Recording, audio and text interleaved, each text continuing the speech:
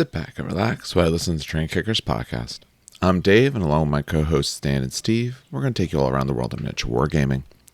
On tonight's episode, after a brief hobby discussion, we start getting into a more proper Horus Heresy discussion. We start by talking about the releases as of the moment. It's currently the end of June. We talk about what we know is coming next and what we absolutely anticipate to be coming out, even if GW hasn't said anything about it yet. And then we get into a discussion about running escalation style leagues. If you are playing this game or any other game and trying to get new players into it, an escalation league can be a great way to actually get people interested, get them building up their forces slowly, and to take away some of the overwhelming feeling people can get when they look at a giant pile of gray plastic and not sure what to do with it. And now, on to the show. All right, and how are you gentlemen doing on this fine evening, on this Sunday night? I'm doing fine. I'm doing fine. The finger's healing from the last time we talked. Thankfully, I get off the stitches on Wednesday. They're starting to itch, which is a good sign because that means they're healing. Mm. But it also sucks because I want to pick at it so fucking bad. But no, I've been doing good. I've been doing good. Is there It's 2 more days of school left, so yeah. is there anything you can do for it? Like, is there? I haven't had stitches since I put like a half-inch screw Oh, through my foot when I was a yeah. kid, so I don't know if there's like anything you can put on to help stop the itching or. Same boat. I haven't had stitches since I did my knee surgery, my fucking knee replacement. When I was like 21. You know what I mean? Like I didn't know what the fuck I was doing, but apparently no. You did. She literally the best. I forget to cover it. The best bet is just don't touch it, don't cover it, don't do anything. You're turning your head, aren't you? Leave it- no, is it? Oh, you know what? The plug is super loose. Yep. Um, Tighten your plug there. That would do it. yeah, no, that's the plug is super loose. No, they said leave it for. I didn't realize this. You're supposed to leave it uncompletely touched, like literally don't cover it, don't do anything. If you want to put a little Neosporin, you can. That can help with the scar. But I was like, who gives a fuck? The scar. Scars Um, add character. yeah, pretty okay. Calm down there, Karn. Um, no, but it's healing. That's all I can ask for. It's healing. It's healing nice. You know what I mean? So I'm happy with how it's turning out. Good. But yeah, what about you, Steve? What's up? I'm doing all right. Just got back from a local, I guess you could call it a local GT. Mythicos had me in as their ringer, so I played a bunch of 40k. Um, got to play with Tyranids one time. It's actually my first time playing this new codex. One time before their nerf comes into effect, but it's not that bad No, of a it's a nerf nerf. compared to what they can do. No, it's a nerf. I don't know, man. I mean, my list, I'm gonna lose a Hive Tyrant, and I'm set. Is it because they Screamer, changed the bodyguard? no, I'm gonna lose the Hive Tyrant because I need the points, and I didn't actually do anything with my Hive Tyrant the entire game in any of my games I played. Huh. Screamer Killers, oh god, whoo, they got to glow up. -1 damage, 2 up armor, which is really a 1 up because they have light cover against shooting for just like 15 extra points. They're so damn good. And then everyone's like, oh, play Leviathan, play Leviathan, play Leviathan. Oh my god, transhuman, mini transhuman. It's so good. I don't need transhuman. My toughness on most of my army is 7 and 8. Yeah. Because I was running 6 Screamer Killers, a Horus Specs, an Exocrine, and a Hive Tyrant, plus a Turvagon, 20 Termagants, 15 Hormagaunts, 10 Gargoyles. That was 2,000 points. Not bad. Until now, I mean, as of now, that's no longer the points as far as I'm concerned. But this weekend it was. Um, and just Carnifexes are brutally effective now. First of all, being weapon skill 3 instead of weapon skill 4 alone is an absolute game changer. I actually get to hit with my attacks most of the time. My dice said no a lot of the time, but sometimes like they actually like agreed, like yeah, you should be hitting. Um, and then 10 attacks base, going up to 11 on the charge is really good. Being strength 7 with adrenal glands going up to 8 because I played High Fleet Behemoth meant I was wounding Marines on 2s, which is really nice. Just like things like that made Screamer Killers really effective. And then just to add a little bit of just a little salt in the wound, um, I dropped the Behemoth secondary trait to reroll charges, and instead took the one that made all monsters objective secured, and if they had 10 or more wounds, counted as 5 models. So I had a list for every single model as objective secured, and it was amazingly nice to be able to just push forward monsters and not have to think about it. But unlike with Crusher Stampede, I could still play small bugs without doing weird backdoor ways to get them into a list. I could just run some gaunts, and it felt nice. And yeah, no, all I have to change because I did not bring a Maliceptor because first of all, my army theme was oh yeah, the cover art for the second edition Tyranid Codex because my army is all second edition Tyranids, and like what is it, the Epic Hive Swarm box set, like those box covers, like all right, that's what I want to run. So I just took the monsters from the pictures, and yeah, that was the list. My first time opening the book was yesterday morning at 6:30 to write a list. I'm like, yo, so just to make sure, because Battlescribe, I just updated it, and now it's the new points already in there.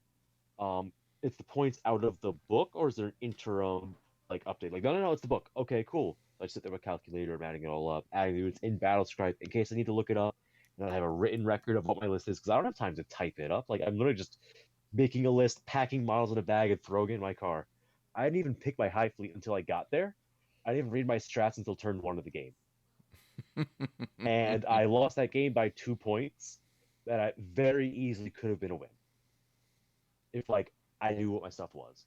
Half my rolls I didn't even use because I forgot I had them. Yeah. Like, I forgot about the fact that Hive Tyrants give out the reroll ones to hit. The Turvagon gives a +1 to hit or something like that. Like, all these little buffs I could have done, I just forgot I had. I'm like, oh, +2 inches of movement. That's cool. I found a strat while I was deploying that let my Hormigons auto-advance 6 inches and still charge. I'm like, oh, so you're saying if I take the Turvagon Imperative for +2 inches of movement, I could go 18 inches up the board and then charge. Yep. Holy shit.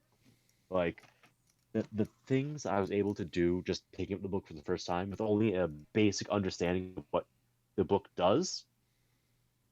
Playing on a clock, 2.5-hour rounds. I clocked out twice of the 4 games I played, but I got to like turn 4 before that happened.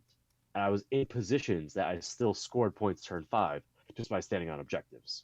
So, yeah, no, if I could do that well, picking up the book the day of, the book was it was pretty good. I was not even playing like a typical like tournament list because the Behemoth. Why would you run like Behemoth? Because it's cool. Or you didn't have harpies. So yeah, that was my weekend. I had no harpies. Yeah, because they're not in second edition. I mean, they got some big changes, especially when it comes to who their warlord has to be, and as well as their imperatives and all. But it's good changes. None of the changes I saw, maybe points wise, might be a little bit heavy in certain spots, but overall the changes are good. They needed something. Yeah, your Necron change is pretty good too. Not to be quiet, not to derail, but your Necron change is really everyone. So the Silent King is now monoliths are core now, Dave. So we suffered greatly from that first codex out the door scenario.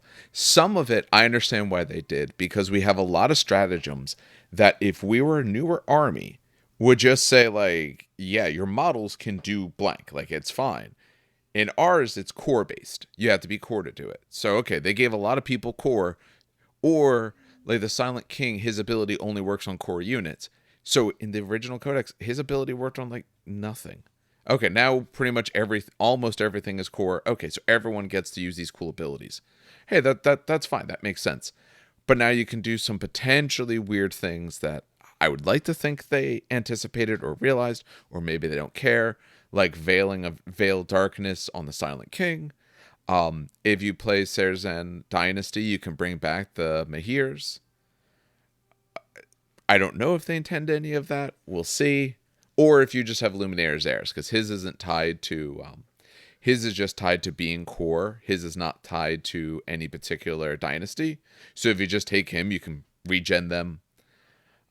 I don't think that's as crazy as some people are saying, because if you really want to kill it, you can still do tons and tons of wounds. But we'll see. The the changes they did were nice, and the points changes were greatly needed. So, but all right, why don't we get into? Well, actually, yeah, we can just continue with hobby stuff. Um, I know for me, it's just been assembling. I later I'm going to take a picture of all the things I have assembled. I still have a lot more assembly to do. Mostly marine bodies, especially whenever we get those Mark IIIs coming in that order that GW is never going to send. Don't get me started on the fucking GW Mark. Oh, to our podcasters, we were literally talking about this Listeners, we're the 5 minutes podcasters. ago. Well, no, I mean, to the podcast listeners. There you go. We were literally talking about this 5 minutes ago, and we opted to just table it because we were getting frustrated. Probably for the sake of time. Games It's Workshop, please send frustrating. me my shit already. I Yes, gave you the please. money. Give me the goods. There are so many things held up because of Mark III's, Mark IVs. You know what? Just send me the rest and ship the Mark III's, Mark IVs later. I'll understand. Oh About my god. $800. So Fun much stuff fact: has gone out of stock. none of That was been in stock none for of an the eight entire hundred week. dollars is mine. Literally zero of the $800 is my shit. It's literally everyone else that I decided because some people couldn't order in time, some people were at work. So I said, "Fuck it, guys, send me the order. I'm gonna. It's. I will wake up early. I will do it. Don't worry about it." And I woke up early. I did it. Put in $800. I'm not gonna say I'm the first person who put in the order, but I was definitely one of the quicker ones. Can use my computer and shit. So yeah, I put it in 800. It was like 860, $870. I don't even have a shipping code yet, and I'm kind of pissed because some people have actually gotten their stuff already, Oh well, you see, right? Dan, it gets better. It gets better. Okay, so within 30 minutes of orders opening up, right? You had a big order of everything everyone requested. I mean, Night Lords transfer sheets, Dark Angels transfer sheets, dice. We got 10 boxes of Mark IIIs, 7 boxes of Mark IVs, extra weapons because we got allocated. We'll order some extra, so on release day we have more, right? I'm listening. All that we're waiting on. But we also ordered a restock like over the phone the Tuesday before Heresy release. No, sorry, the Thursday, the week before Heresy, right? So we did our special order on Tuesday, and then our regular orders are Thursdays. So the Thursday after, we requested more weapon sets Yeah, more because at shit. that point the allocation was gone, right? Or like the Yeah. ratio stuff they did that came in before Heresy release day. And so we're 2 weeks before it did not show up, but did show up before Heresy release day.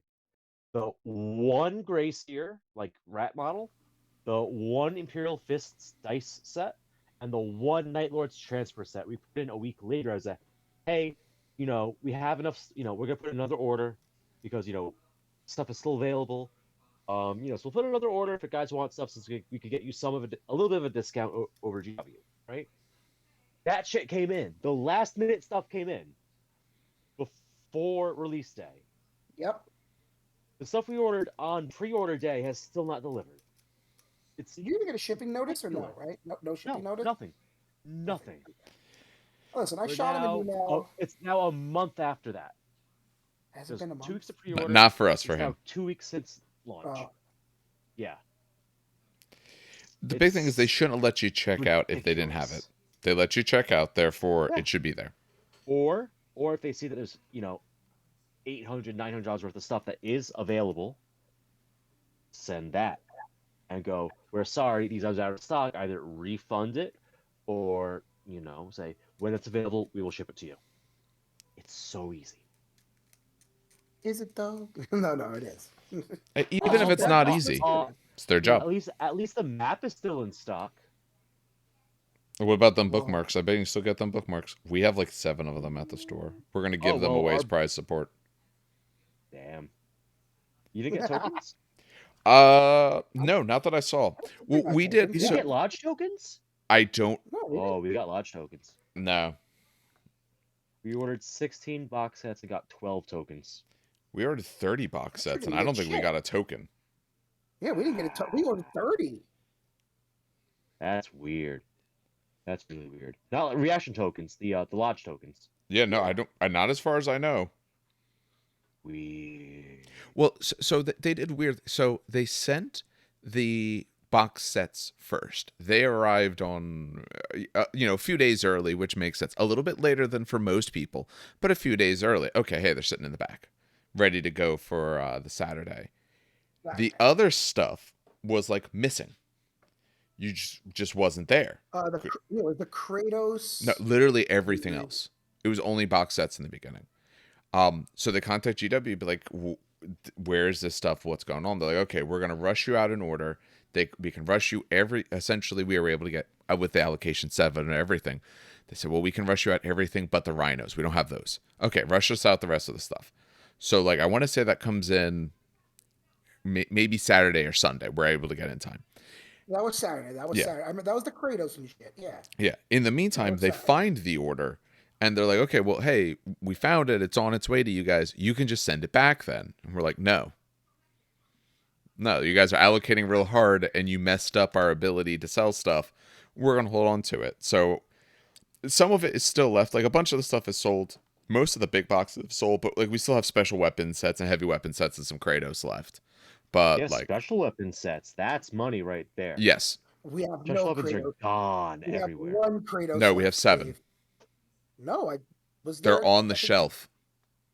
Oh, Yeah, the maybe front shelf not or the 7, side maybe shelf? 5, but no, there's still more Kratos left. We have those left. Oh, okay. Yeah, we only put 1 in the front, but we got more on the it's on the 40K shelf. Oh, it's Same on thing. the foot. Got it. That's Same why thing with that's the here. heavy weapons and the special weapons. They're sitting on that shelf. But big boxes, no, I think there's only a couple of those left. And those we ran through pretty hardcore. Yeah. But other than that, no, it's just been assembly. Assembly and played a game versus Dan the other day, but we might get into that at a later point when we actually talk more games. Oh, my list was probably totally legal because I looked at it later. I need like more units, but it doesn't matter. I realized It was later fun. that particular Art of War I was running requires that you have more like infantry units than like non-infantry. I'd have to look at some other things, but I was like, oh, I might have one more. It's like, I don't care. It's what I could run. I Yeah, didn't have the because models for anything else. I had fun and I learned how Mechanicum. I was much better playing that game with Mechanicum than the first game against Josh. Oh, well, of course. I was figuring out. Yeah, it was like a good figuring out game for me because the Yeah. playtest rules were like at least with your 2 books, it's organized and has nice pictures. You can kind of assume where most stuff is.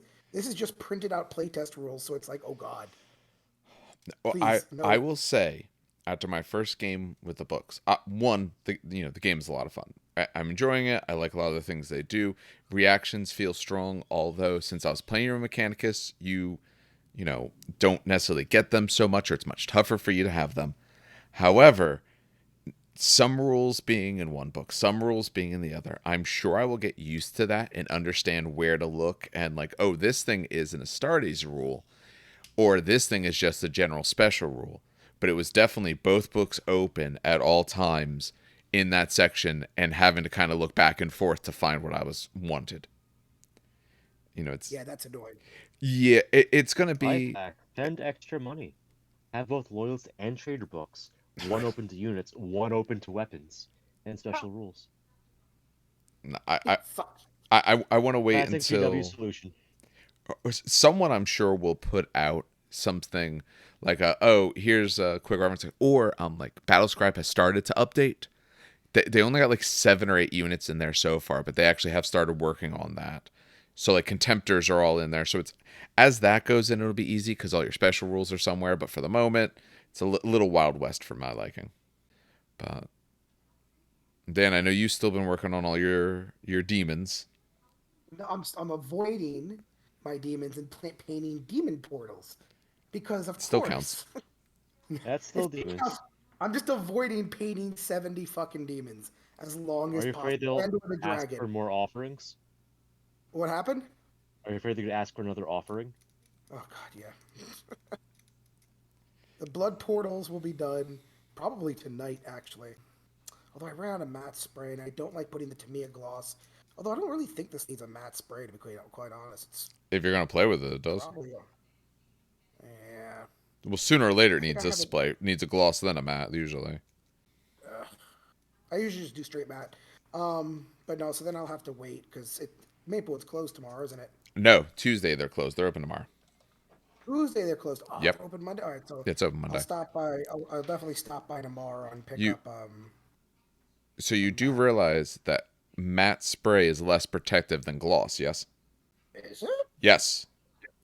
The That's why everyone does gloss then matte. yeah. If you Because want of a I the matte, did not know surface, that. yep, yeah, it is better. because the way the physics of it breaks down, the Mm, gloss is like a solid coat, whereas the matte basically has a texture. yes, I'll put Huh. it. The best way to do it is if you want it to be matte, you gloss first, you matte after, and then you also know when to rematte it because the parts will start getting shiny because the matte coating has rubbed off and now you're to the gloss. Like with your Mechanicum, part of the problem you're probably running into of like, oh, it's chipping or oh, I need to rematte it is because essentially you're not getting a warning that there's a problem. If you gloss it Yeah. first, you're going to have a warning. That's how I know when to redo my stuff because it'll actually start getting shiny again. Yeah. Yeah, you Okay. you always you want to gloss and then matte if that's your goal. Or like you could always gloss and then go to like a satin if you want, something in the middle, but you should always gloss Yeah. first. Well, too late, but I will Not you probably end up doing that for the you can fourth always one. layer over the top. There's nothing that says you No, only have to because do one for the coat of things. custodies, for the custodies, I'd have to gloss, matte, and then re-gloss all the shoulder pads again. Oh, okay. Well, if you had an You airbrush, know, it'd I be do 'cause easy. love painting on custodies, though. It's yeah, an on excuse to get custodies, a the brush for them. weapons are gloss, and the shoulder pad, the right shoulder pad, is gloss for me. So that's why I'm like, wait for them. I don't think they'll chip either, mostly because they're mostly all plastic anyway. Yeah, they should be Um, better. yeah, it's the resin stuff. The Mechanicum is all fucking resin, so Yeah. that one's gonna chip to hell and back. So next time the Mechanicum starts chipping, I'll just do gloss to matte. But I didn't know that. The Yep. more you know. And Oh, then Steve, you've been painting before all we get kinds too of far into fancy guys. discussion, Hmm? yeah, yeah. So, because I have such a large existing army of Iron Wards, let's do a new project for the new edition. I got a little bit of a head start, but that's fine because I was going to do a demo army, so, for the store, so it's okay. It's not cheating that bad. I'm No. working with beakies. Um, so I decided to take a few extra beakies we had, and I'm like, all right, I'm going to convert them to Recon Squad, not Recon, Seeker Squad, because my Salamander's demo army from the tail end of last edition was a Breacher Squad, EA compulsory troop, a Flamer support squad, troops but not compulsory, and a Recon Squad, again, troops but not compulsory. So I had one compulsory troop choice and two more troops choices, and in the last edition, that was great for Zone Mortalis, which is why I made the Army 4, but it was literally unplayable in bigger games Yeah. without, like, bringing in my Iron Warriors and just saying, pretend they're green. I said, okay, I'm going to work on some more units just to expand the pool. I took 10 tacticals for my backlog. Very, very quickly, just did them green, the gloss green like I did for the rest of the army. I'm like, all right, that's close enough, that's done. I'll pick up some transfers and, call it a day. But for my Seeker squad, that's using the new stuff. Um, so I took 5 of the Beaky Marines and 5 pairs of arms that had spare for Mark 4 Space Marines, and printed out some fancy bolters with box ammo mags and scopes on them. Said, cool, this looks like an Umbra Ferox bolter from back in the day. If you flip through the Legion book, in one of the pictures somewhere is like, yeah, this is the bolter that Seekers prefer to use because it's got this giant box that has multiple types of ammo in it. Like, this is cool. And like, all right, well, bright gloss green metallic salamanders doesn't really scream Special Forces Space Marines to me, which is what Seekers kind of are. For anyone who plays 40k, Seekers are like Stern Guard veterans in terms of the ammo, but without the veteran part of it. Um, cool unit, and I said I want something different. Um, for my Iron Warriors and the Dark Angels, I tried to do like little homages back to Rogue Trader in second edition, Okay. and to do the same for my Salamanders. So I decided to recreate the somewhat dreadful Rogue Trader Salamander's color scheme. For those who don't know, It's black with yellow stripes, or maybe it's yellow with black stripes. Who knows? So it's not like hazard stripes. It's like that, like bubbly, wavy, liney camo. Let's see if I can find a picture. I'll throw it up in the chat for you guys. But yeah, it exists.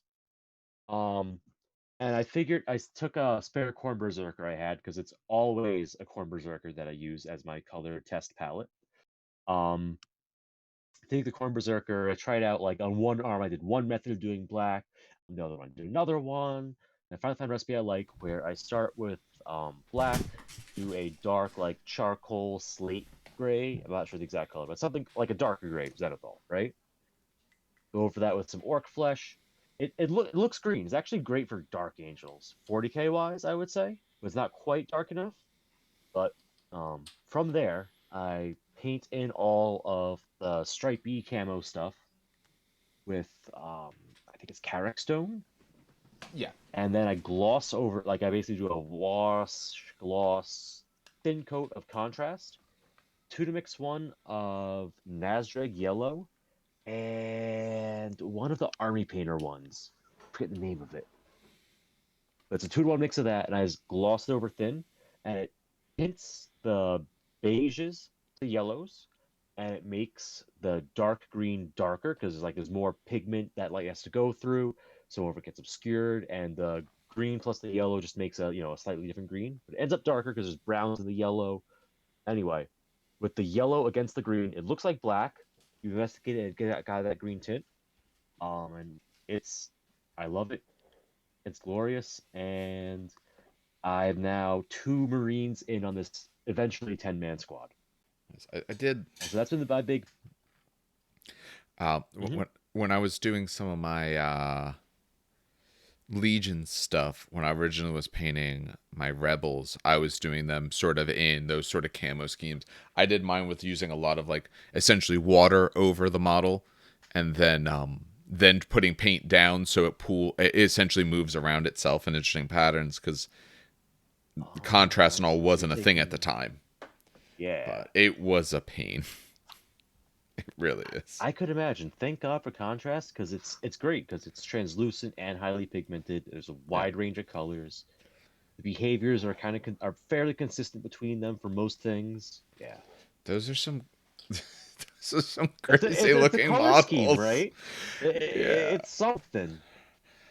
He Don't just know shared it what, in our but it's Discord, and something.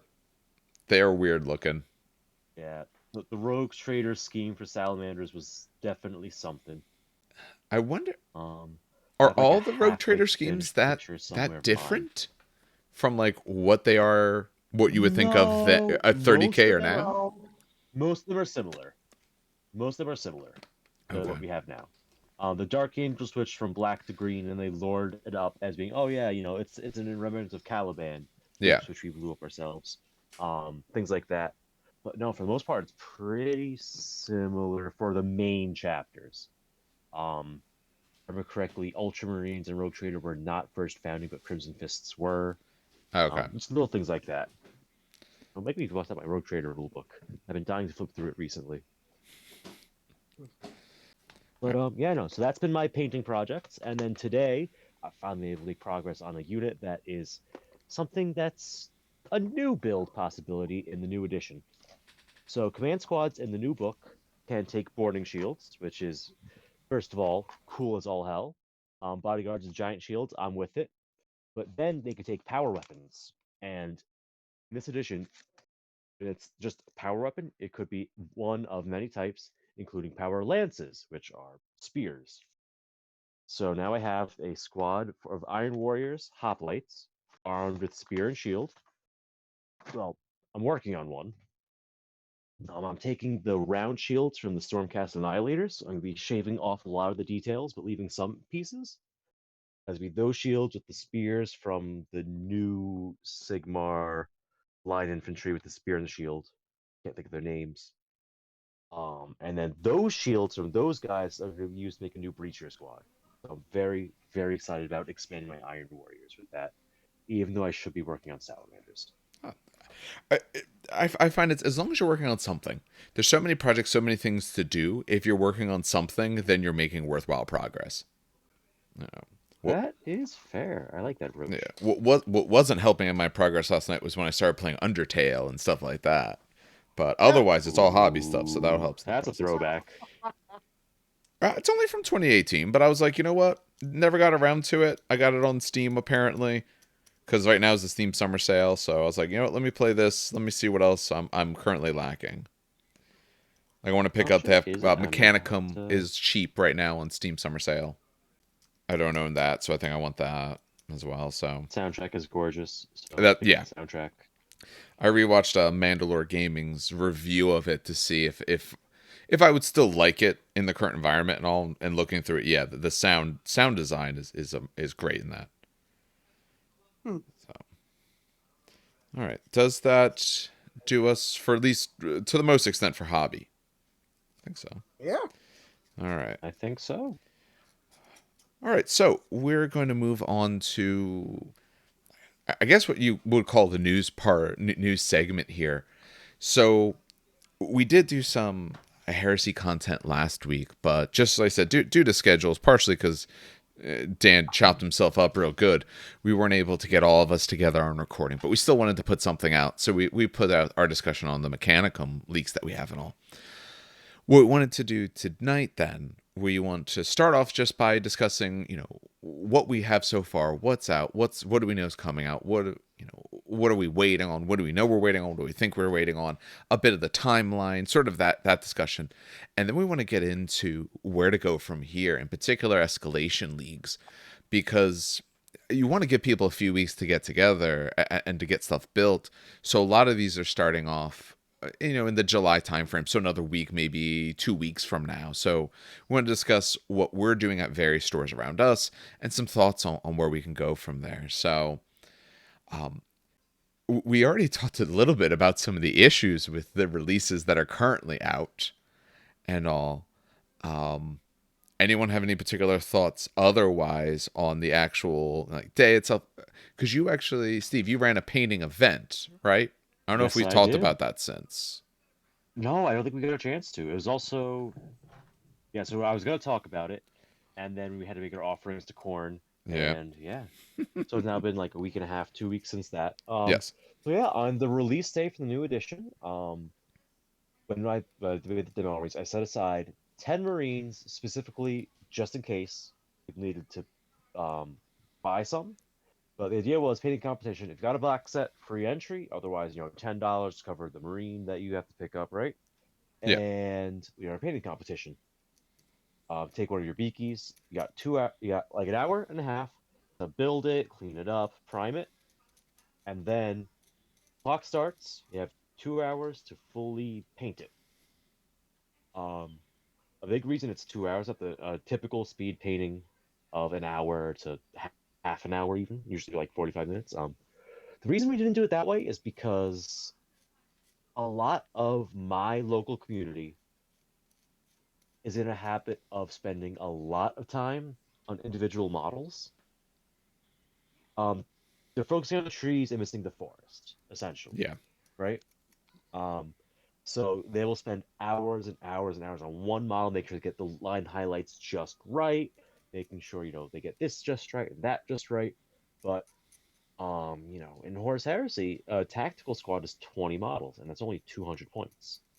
And just like the number of models you could field in a list is very high, potentially. It could be a small list, but it could get very high, and especially, ironically, for the players that paint individual models over the longest periods of time, those are the same players that happen to pick the legions that specifically want more bodies. They actually both went for Night Lords, so yeah, it's tough to get outnumbering bonuses when you have 5 models painted. Yeah. So the idea was to start trying to break them out of that habit, get them painting at least a little bit faster, right? Because one of the guys is an absolute god with a brush. He won the Jersey Devil painting competition with his Nagash model. It's gorgeous. It's immaculate.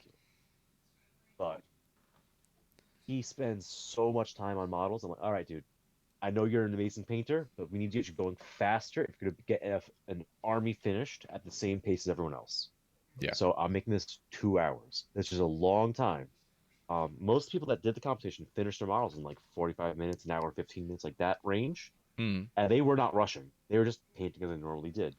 But for this guy and the other guy, like, they needed every second to get to that finish line.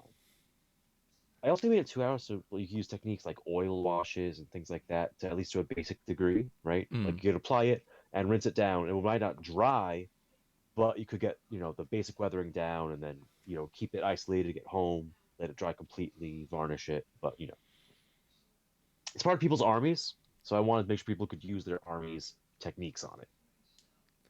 Next time, I think I'm going to give them 1 hour Yep. and say good luck. You gotta paint faster. But yeah, just a little thing to kind of break them into that faster pace because again, squads can be big. Your starter set has That was 40 great. bodies. You've gotta paint a reasonable No, pace if the you ever actually starter want to set play with painted has models. 52. True. Yeah, I was just counting There's just also what I would, transforming into your characters. general Just Mark BTs, 6 yeah. things. Yeah. And Mark 6s are such a clean sculpt too. Yes. Only thing you gotta pick out are the chest cables and the studs, and the rest is like up to discretion. Yeah. For the most part. Like it's not like Mark 3 where there's trims and rivets everywhere. It's not like Mark 4 where there's the shoulder pad trims and yeah, the rest is pretty clean, but there's still those trims. There's the knee pads you might want to highlight or do a different color. Like Mark 6's, it's one combined shin and a thigh. Like there's the minimal amount of parts to paint on those models. Yeah. Oh, especially because what I'm finding now is I'm putting together most of my Mark 6s, the ones I've built so far. I've built about 20 of them. The ones I built so far, they're all going to be special weapon guys for one type of weapon or another. Because I have a special weapons kit, okay, and like 5 of them are like heavy bolter boys. But I'm not putting the guns on because a lot of those guns kind of take up a lot of space. But for the bolters, as I'm building those guys now, I'm just putting the bolter on because normally I would leave the gun off to be able to make sure I can get underneath and everything like that. But as I look at these guys, what's underneath, it is so clean. I would say almost, with little detail. It looks good, but without all these extra bits that I feel comfortable attaching the bolter. Maybe I don't have that much space to work, but there's not a lot of things I have to do. If I can reach your chest piece, or at least mostly, highlight along that, then I'm set. So There's no aquila. There's no Nope. aquila to paint underneath. Is No. the main thing. Yeah. So as I'm putting these guys That together too. now. Like you compare it to normal Marines. There's, if I'm not mistaken, there's a huge aquila underneath the plate, so you need to like not glue on the bolter because you need to reach the aquila. Yeah, these guys are. I don't even. I'm trying to think of the reason I'm pausing is I'm trying to think if there's any Heresy model with like a stylized breastplate, and the only one I could think of is Mark IV with the X For straps. standard, yes. All those special squads absolutely have it. Oh yeah, well yes, yeah. My interemptors have wings all over their chest and everything. As they should, stupid Dark Angels. Yeah, so like none of those guys have their weapons attached, but these guys, no, I'm just going to attach their weapons. But again, I have so many of them to paint, they're not all going to look perfect. Can't do it. It'll take too long. Exactly. So yes. I also what helps me. I have a little bit of a background in theater from high school, and they made sure to stress the concept of you may be 3 feet from that set piece and see that the line is ever so slightly askew, but your audience is 40 feet away, 50 feet away, 60 feet away. They're not going to see that little bit where you cross over a line. Yeah. And that's why you paint armies. Yeah. Oh, that's how I fucking paint armies. Yeah. And at least I think they look good. Yeah, please don't think as people go through and do their painting that everything should be a centerpiece model. You unless you're the type of painter who can do that and is fine with it, you are going to burn out. Yeah. And you're going to burn out long before you are done. Very long before. But all right, so that's, hopefully everyone knows the stuff that is out. As of the time of this recording, so we're on the 26th of June, it's essentially all day one release stuff. For better or worse, some stuff I haven't seen in the wild. I know there's supposed to be those Mark III and Mark IVs. I haven't seen anyone have them. I know some of the, I think like all the dice are still in stock or mostly, but I know some of the transfers start going out of stock. But when we go to what they talked about, but we still don't have in our hands yet.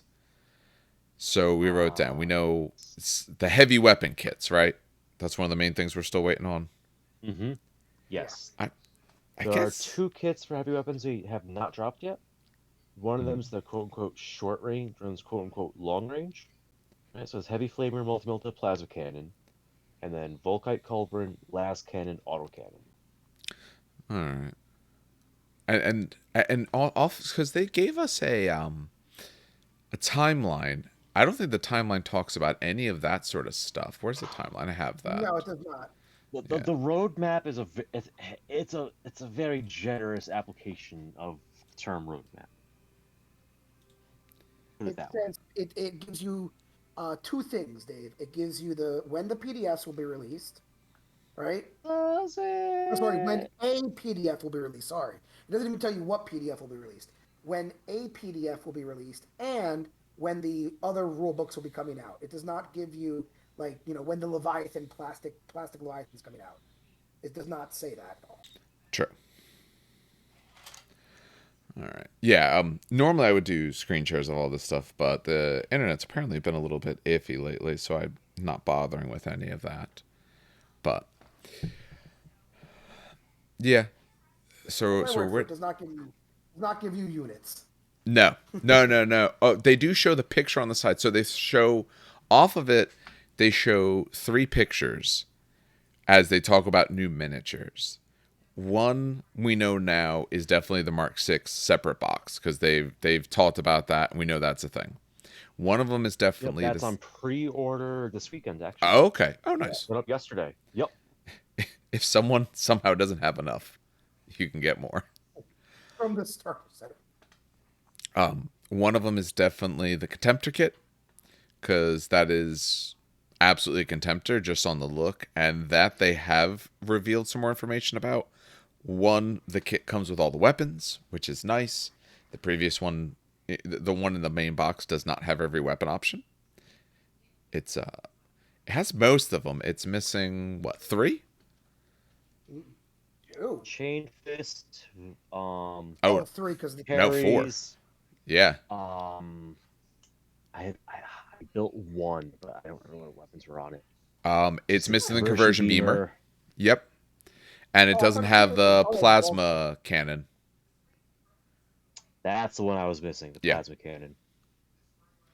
Yeah, it does have the others. So they're doing the kit with all of those, including some different chess pieces, 1 traitor, 1 loyalist, and some of the other little war gear options and all. So that'll make 4 Contemptors for me when that comes out. Because that's 2 talents.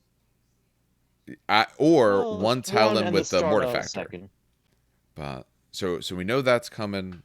We know and the other picture, it just looks like the Rhino, but the Rhino's already out. Yes, the Rhino is out. Yeah, but I think just a placeholder for, hey, look, plastic kits are on their way. I think it's a placeholder. In a transport. I don't think it's a hey, this is what's coming out. I think it's literally just hey, these are what's coming out. Like it's a placeholder. Because they're bringing a Rhino full of new kits or some cheesy stuff like that. But that's what's weird about it. When I look at it, the other 2 are actual things that now they have shown us, and we know exactly why it followed. The other one's the Rhino, but the Rhino's already there. Razorbacks aren't a thing, so I don't know. Predator uses the same chassis, so maybe it's a Predator. There's no gun on top. Is a Rhino. Yeah, there's no big gun on top. So it can't be a Razorback anyway. What I'm saying is maybe it's like the Rhino variants. Because if I'm not mistaken, the Predator, the Deimos Predator, uses the same variant. Yeah, but it would have a gun. I think yeah, but maybe it's just like, here's a multi-kit. You can build a Rhino or a Predator. See? I don't know. I just thought that was odd because the other ones are specific. But That's something. So I think other things they've announced a couple other things. What are we missing? The Sicaran, the Leviathan, The Tartaros Leviathan. reissue. Well, I'll talk about the Leviathan. Leviathan, plastic Leviathan's coming out. It looks amazing. We all kind of discussed this, and we don't know what the. So it said it's going to be coming with 2 range weapons, It which showed three. Showed three. 3. Sorry, yeah. The Melta, the Storm Cannon, and And the the Flux Bomb. Graviton Flux Bombard, which is the worst gun in any game to actually resolve the effects of. Yes. I used one the other But day. I'm not impressed with the gun. I don't even care about how effective it is. It could be the most effective weapon in the game. I suggest never using it because it's just a pain in the ass to actually use. no, but so we were all kind of. I don't know why they're not releasing the melee options. It seems weird because Or maybe they are, so I could advertising didn't show it. But then yeah, again, they that's also what I'm didn't show any thinking, bolt pistols honestly. in the Mark 6 sprue, and there are no bolt pistols in the Mark 6 sprue. So maybe they just aren't giving, the Dreadnought famed for close combat prowess, close combat weapons. Yeah, we don't know. As in typical GW, we have no fucking idea. Why communicate when you could not communicate? Well, Why tell us when you can just not? Oh yeah, I said we know the Sakaran's oh, yeah, coming. yeah. Karen's Though coming. Did that release the weapons? Did they tell us the weapons for this Karen? that's what I was going to ask. No. Yeah, So no. it's just the autocannons as far as we know, and last I checked, the other variants are still available for sale. Okay. Okay. So I we just also have that. suspect the Leviathan is going to be a ways off, or it won't be compatible with the old kits, because all those ranged weapons and the close combat weapons are still available for order off of Forge World, even though the body isn't. I'm wondering if Okay. they're completely redesigning the shoulder mount. Hopefully not. Maybe just because the kit won't have every weapon, so they're just leaving them up. That would be nice, but Well, no, because like the Storm Cannon is still listed, the Melted Lance is still listed, and the Grapplox is still listed. Maybe they don't expect people to go out buy Legion specific and a regular one at whatever price it drops at, just to give weapons to the Legion specific one. yeah. I don't know. But still, like at least include the close combat arms in the kit. How much more plastic could that be? Yeah. You could throw another upgrade sprue sized sprue and you're set. But to make a complete kit, that's my big thing. That's as a player, that was my one issue that I had with a lot of Titanicus stuff. Some of these things were incomplete kits. Oh, if you want all the weapon options, we started with 2 different kits to be able to get them all, which is the full model for everything, and then later, oh, here's that separate sprue. They could have included both. Help people out and give them all the choices right off the bat. But Yep. They could have, but then how do they reap that Sell you same 2 bodies. dinero? Exactly. well, that They is could what it is. charge you for both bodies if we sell you 2 bodies. Exactly. Yeah. Come on, Dave. Like the dual chainsword iconoclast that you absolutely can run. I didn't even think of that. So bad. Yeah. Lord have mercy. You wrote down for Tartarus Terminators reissue. Which were they in? What, like Yes. Battle of Calth or something? They were from Prospero. Prospero Burns. Okay. Yep. Burning of Prospero. I don't like their they look. said, hey, it's coming back, but no indication of when. Stupid question. And I feel like then, they had a plastic box anyway, right? but they pulled yeah. it for a new heresy. Okay. Yeah, they've been pulled for the last 6 months. We tried to restock them several times because, we have a couple guys who are picking up stuff because they're anticipating the new edition. I'll grab a kit to work on the down, quietly or whatever, right? But yeah, now that it's here, people are like, oh, I want to, get another box. I want to extend my army. Oh, no, sorry, you can't. Not in stock. I don't know where all the boxes went, but oof. Just getting relabeled. That's all it is. And then same with the Cataphractic reissue. Although I have to say, I'm not a big fan of the Tartarus look. I always confuse the It's two. not the worst. Which one is the chunkier shoulders? Cataphractic. Define chunkier. Yeah. Yeah. Oh yeah, it's Cataphractic. Yeah, Cataphractic, shoulder the on shoulders the Cataphractic. layered I like shoulders. Cataphracti. I do like the Cataphracti more. The one downside of the Cataphractic is that their heads don't work like any other head because it's literally just like a little dome that's just Yep. on top of a shelf, and that's the head. Yes. Whereas the Tartaros has an actual like mount like every other kit has. But the heads are a little smaller to fit inside the frame, but like you can't put in like, any old head in a cataphractii body have it fit without doing a lot of work trying to force it to fit. And even then it might not fit together well. But I agree though, it is such a nice looking kit. Missing a few options like the autocannon, and the plasma blaster for your range weapon upgrades. But overall, it's just a nice kit. I would love if they made an extra sprue for it. Maybe that's what they're waiting for, the extra sprue with the thunder hammers and the power weapons that isn't the 1 in 5 power sword. That'd be nice. It won't happen, but it'd be nice. Yeah. I think I talked about that last week. That's my only problem with the kit is just the sort of the base weapon option. I want the base weapon option. Like, yeah, it would be nice to have, the thunder hammers and stuff like that. But at least give me my base weapon so that way my guys aren't a minimum like 10 points extra.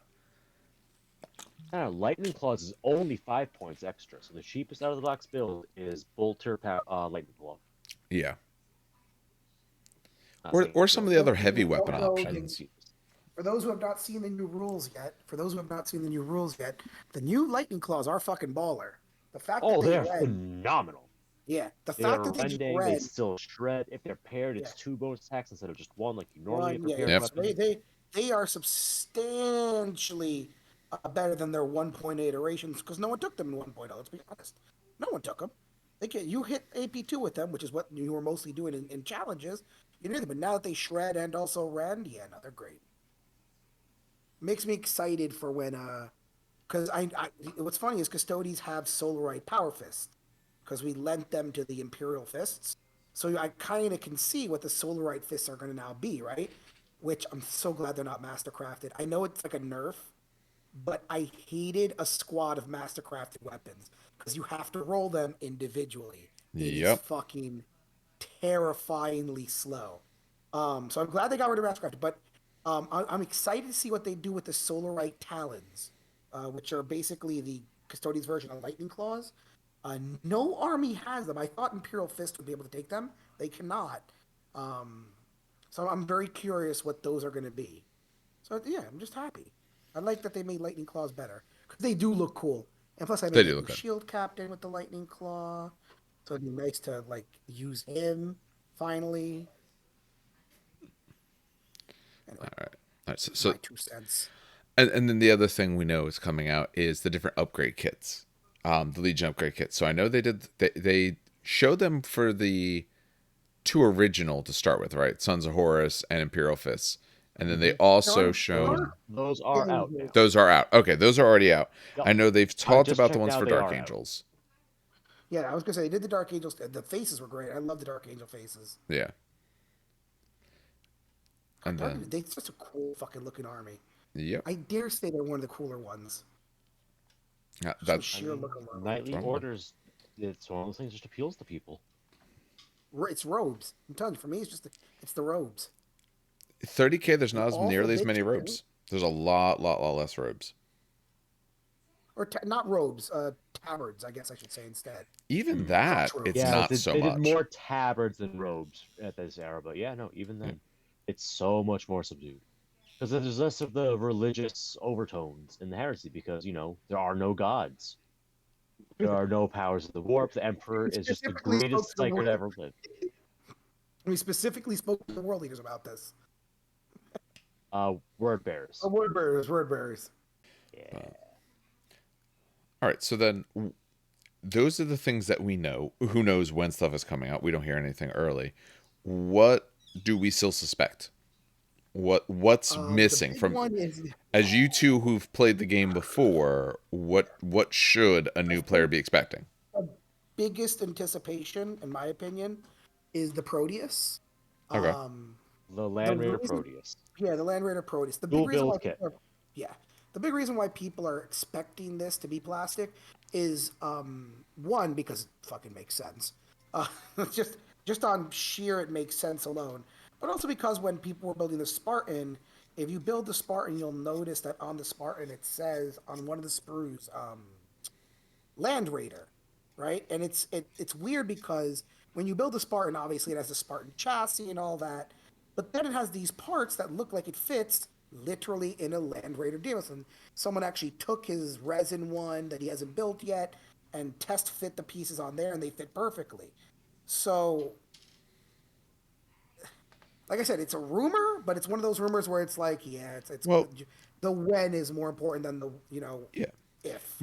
More than that. So if you've built a Land Raider Spartan on the weapon sprue, essentially, where you have your connections to actually go with your last cannon arrays, there are the larger connections to be able to fit essentially a bank of 4 last cannons.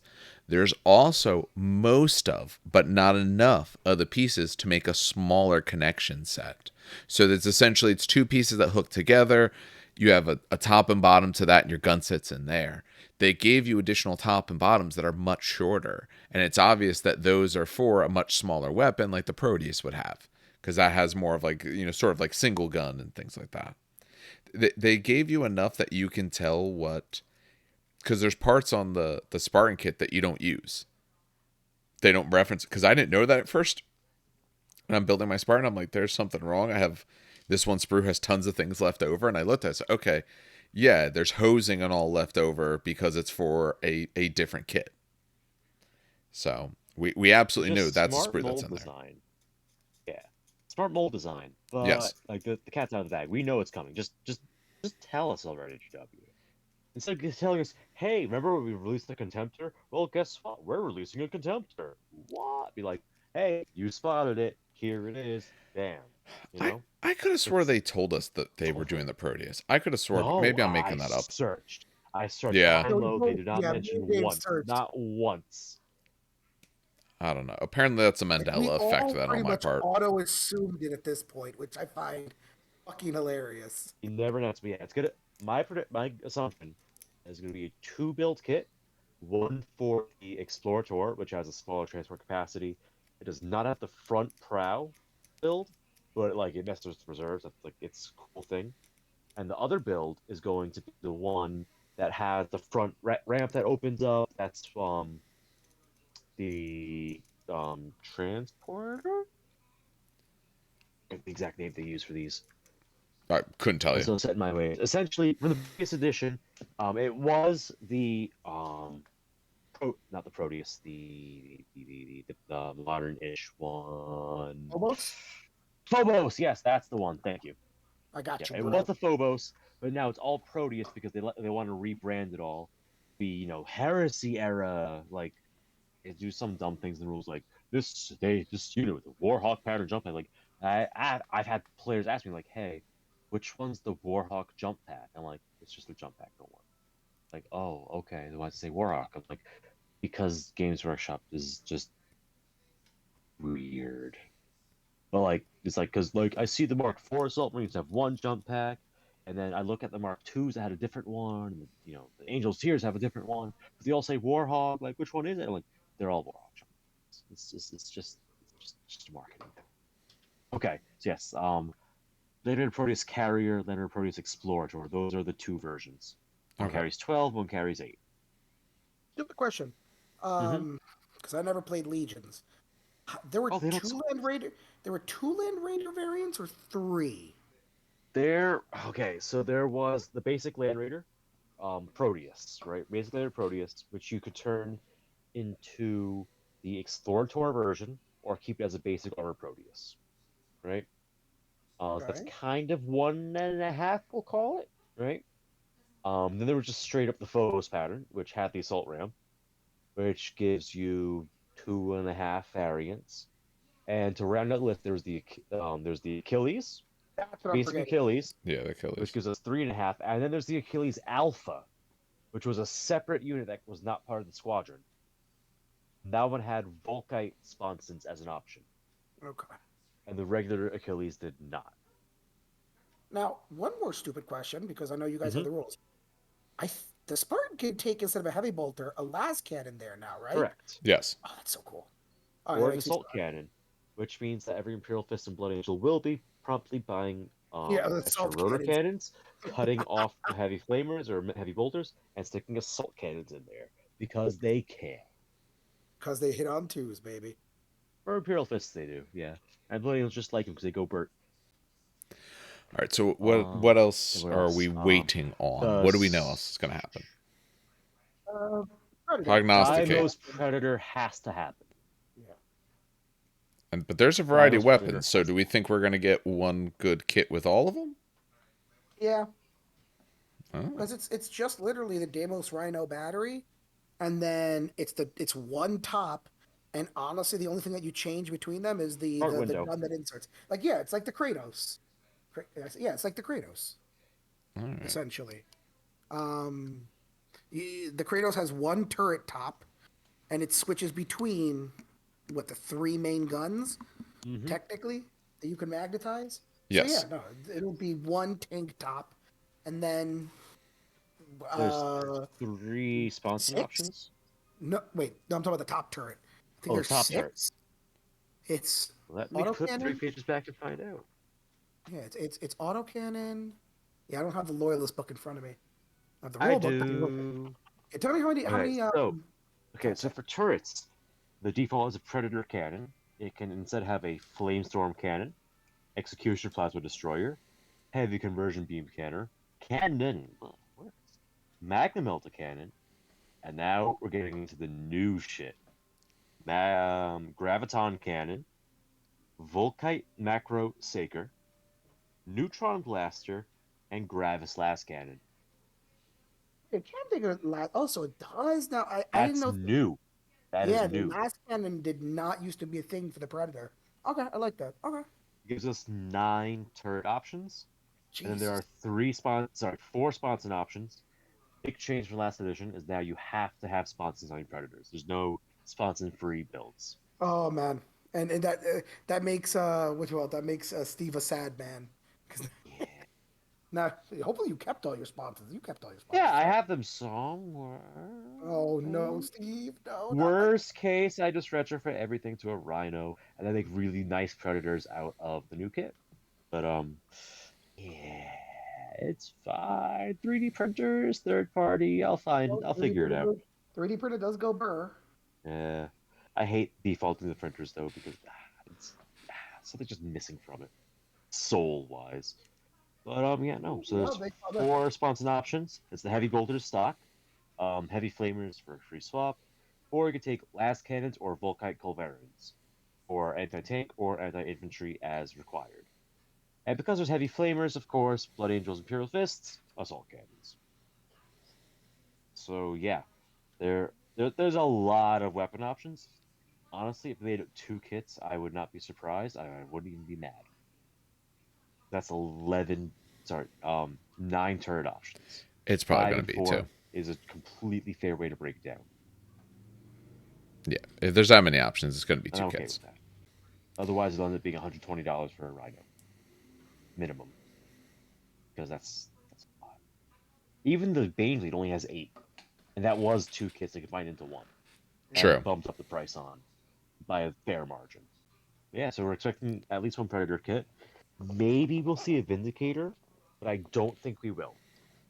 Because No, why looking not? through the rulebook, you could see a Vindicator that was converted by someone on the studio that very clearly uses the modern 40K front end on the plastic Deimos Rhino chassis. And there's so many resin kits that are very clearly the old resin kits in the book. There's no reason they wouldn't have the resin Vindicator in there. And there's enough plastic kits in there and things that we have been announced not released in the book that if they had a plastic Vindicator lined up, that would be coming out. Yeah. The fact that the only Vindicator I've seen in the book so far is a conversion tells me that it's not on the short term list of things to get made. Okay. I could be wrong. I wouldn't mind being wrong, but I think I'm wrong. I think I'm right. All right. Is there anything else that Um, we expect? Obviously, Dan, I know you expect some of your Mechanicus stuff because they've mentioned at points that a bunch of it's going to be plastic. Yeah, well, no, they've mentioned there were rumors that it's going to be plastic. Oh, okay. Um, yeah, yeah, the no, we rumors have that it's not done plastic. anything real The concrete about that. only It'd be thing we nice. got about Mechanicum was the Warlord trait, which matches the leaks, of course, and something else. But yeah, no, that was a huge rumor that they were going to go plastic, and I really hope they do. I super hope they do because Mechanicum, like Solar Rocks, you can kind of fuck around and do plastic conversions. Custodes is pretty A much little. all plastic except for the Forge World shit. But you can run a fully plastic Custodes army if you wanted. Mechanicum is the only one that is still fully 100% resin. Um, with the exception of maybe Scutari you can get in. And of course you can always proxy like the stupid Castellan robots from Mechanicus. Sir, Um, if you read your lore, that's a superior robot. yeah. But honestly, yeah, no, there's really no conversion. So I'm hoping at least if they get what the Thalax, the Ursarax, and the Castellax to plastic, because the HQs you can do in plastic. That's easy. That one's super easy. Um, just buy a Magos from 40K.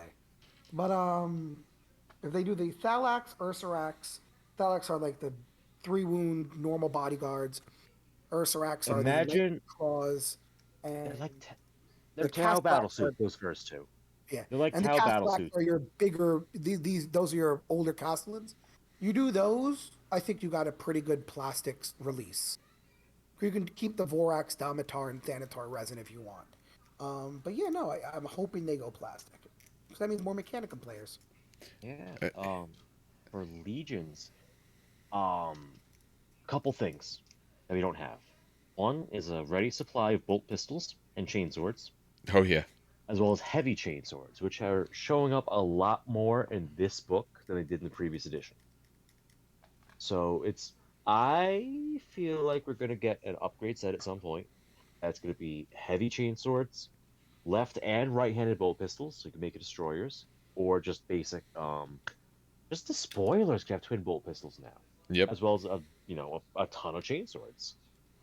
If that does not happen, I will be shocked, like truly shocked, because that is a legitimate core unit in this lineup that did not exist as a unit last edition. Last edition, you could take a tactical squad, drop the bolters, add chainswords, and that was a unit, right? But it's still a tactical squad. Spoilers are split off for the first time ever, and they have options that were never there before. So they have to get an upgrade kit, and that kit's gonna also have the hand flamers in it. Yeah, hand flamers as well as even like say Volkite Serpentinas or something like that. Because I know a lot of those squads they can swap out to Oh yeah, those. and the Volkites. Yeah. So many Volkites in the list that were not there before as well. Yeah. So like a close combat upgrade kit. Yeah. Actually, yeah, that makes sense. That's probably a kit that they're going to be doing in the future. That's another, $40 kit with just who knows how many pistols they can shove on sprues. Yup. But agreed. And then I a mean, breacher kit. And then a breacher upgrade kit. That's gonna be boarding shields, las cutters, graviton guns, but not much else beyond that. But still, people paid money for that because I'm paying money right now to get stormcasts to convert breachers, and when the kit comes out, I'll be a little annoyed, but also kind of happy because it, breachers are a really cool unit.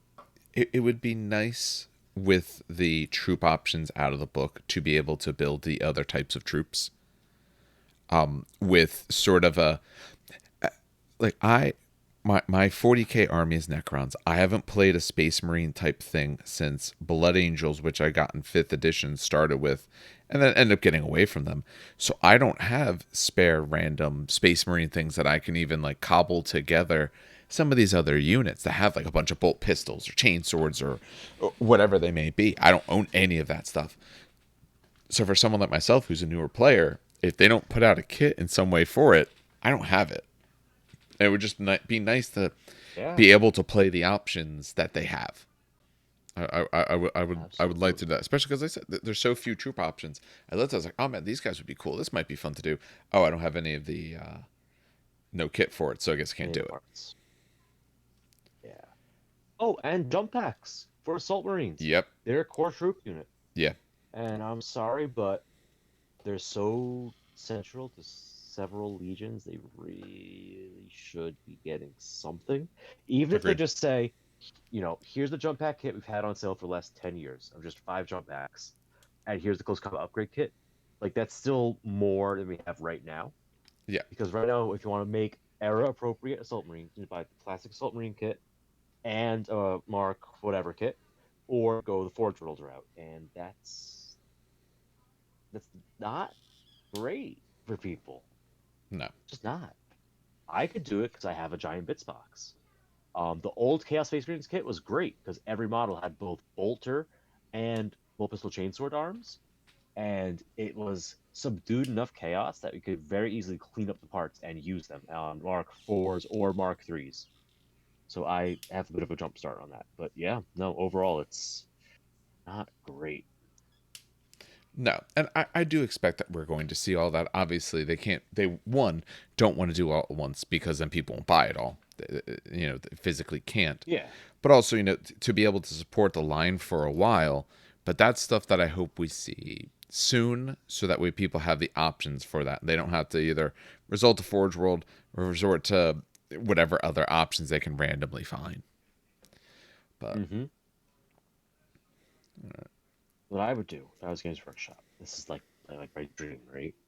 Is they have like Eldritch Omens, things like that. Where it's like one half of like a box, two little kits inside, like two little forces, yeah, like new kits sprinkled in, some old kits to fill them in, right? I would do the Schism of Mars as a box set. On one side, you have one Castellax and three Thalax and a cool new Magos or something, right? Or maybe six Thalax or like three Thalax, three User X, right? Like six smaller guys and a big guy on the yeah, one side. And then on the other side, I would take a 20-man Mark III Space Marine box, throw that in, and that's when I would reveal Breacher upgrade kits and Assault Marine upgrade kits. And once again, we the Imperial Fists featured and Dark Mechanicum. And it would also use this as an opportunity to bring the Heresy kits to 40k because cross sales are always great for them, yeah. Did it with the in the short Kratos. term at least. Um, and it makes sense from a lore standpoint because the Schism of Mars is huge. It's a huge deal. Um, and that's a big lore point that then justifies why there's all these Mark Sixes everywhere. Because if you haven't read the novel Mechanicum from the Horus Heresy series, at the, I mean, it's been out for a very long time. Yeah, Apologies if I'm going to spoiler spoil warning if anything, you missed it, but but it's not but much of a like, spoiler.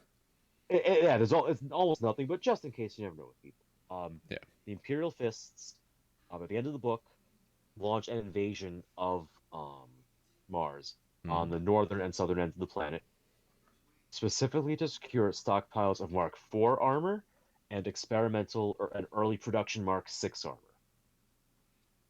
That was the thing. That was the big thing they did. They got their asses handed to them, so they grabbed what they could and they ran back out and blockaded the planet. And then for the entire, what is it, 10, 12 years of the heresy? Is that right? For the Uh, entire heresy, Mars is blockaded. The loyalists do not own it, and the traders aren't getting supplies from it. But it is a bitterly contested battlefield, and it's right next to Terra. Yeah. But securing the Mark VI templates and securing just more Mark IV armor was is a big operation. That'd be a great box set theme to go for. Introduce more Heresy Lord, people that are new to Heresy. Introduce these new kits. Everyone's gonna go, oh my god, I want breachers. I'll split 3 boxes with people so I can build my squads. Like, oh, I want to start with a Mechanicum army in plastic. Like, it's the perfect lead-in. Yeah. And if I was them, I would do this in like October, November. They usually do one of those twin sets around then. Then they get the sales then, and then they have the Christmas release for the individual kits. It's perfect. Will they do it? Probably not. But if they did, it'd be perfect. Yeah. I I'm not saying that's exactly what we'll see for a box, but they've been doing now these boxes for their different games, And especially when they come out with a new codex or battle tome, depending on the system and all, I can absolutely see something like that. I mean, with Mechanicum coming out in August, I wouldn't be surprised if we see them somehow, maybe that or whatever other form they do then in August, something, you know, because in my mind, why bother coming out with a plastic, a hardcover book if you're not going to have stuff for new people? It's a waste.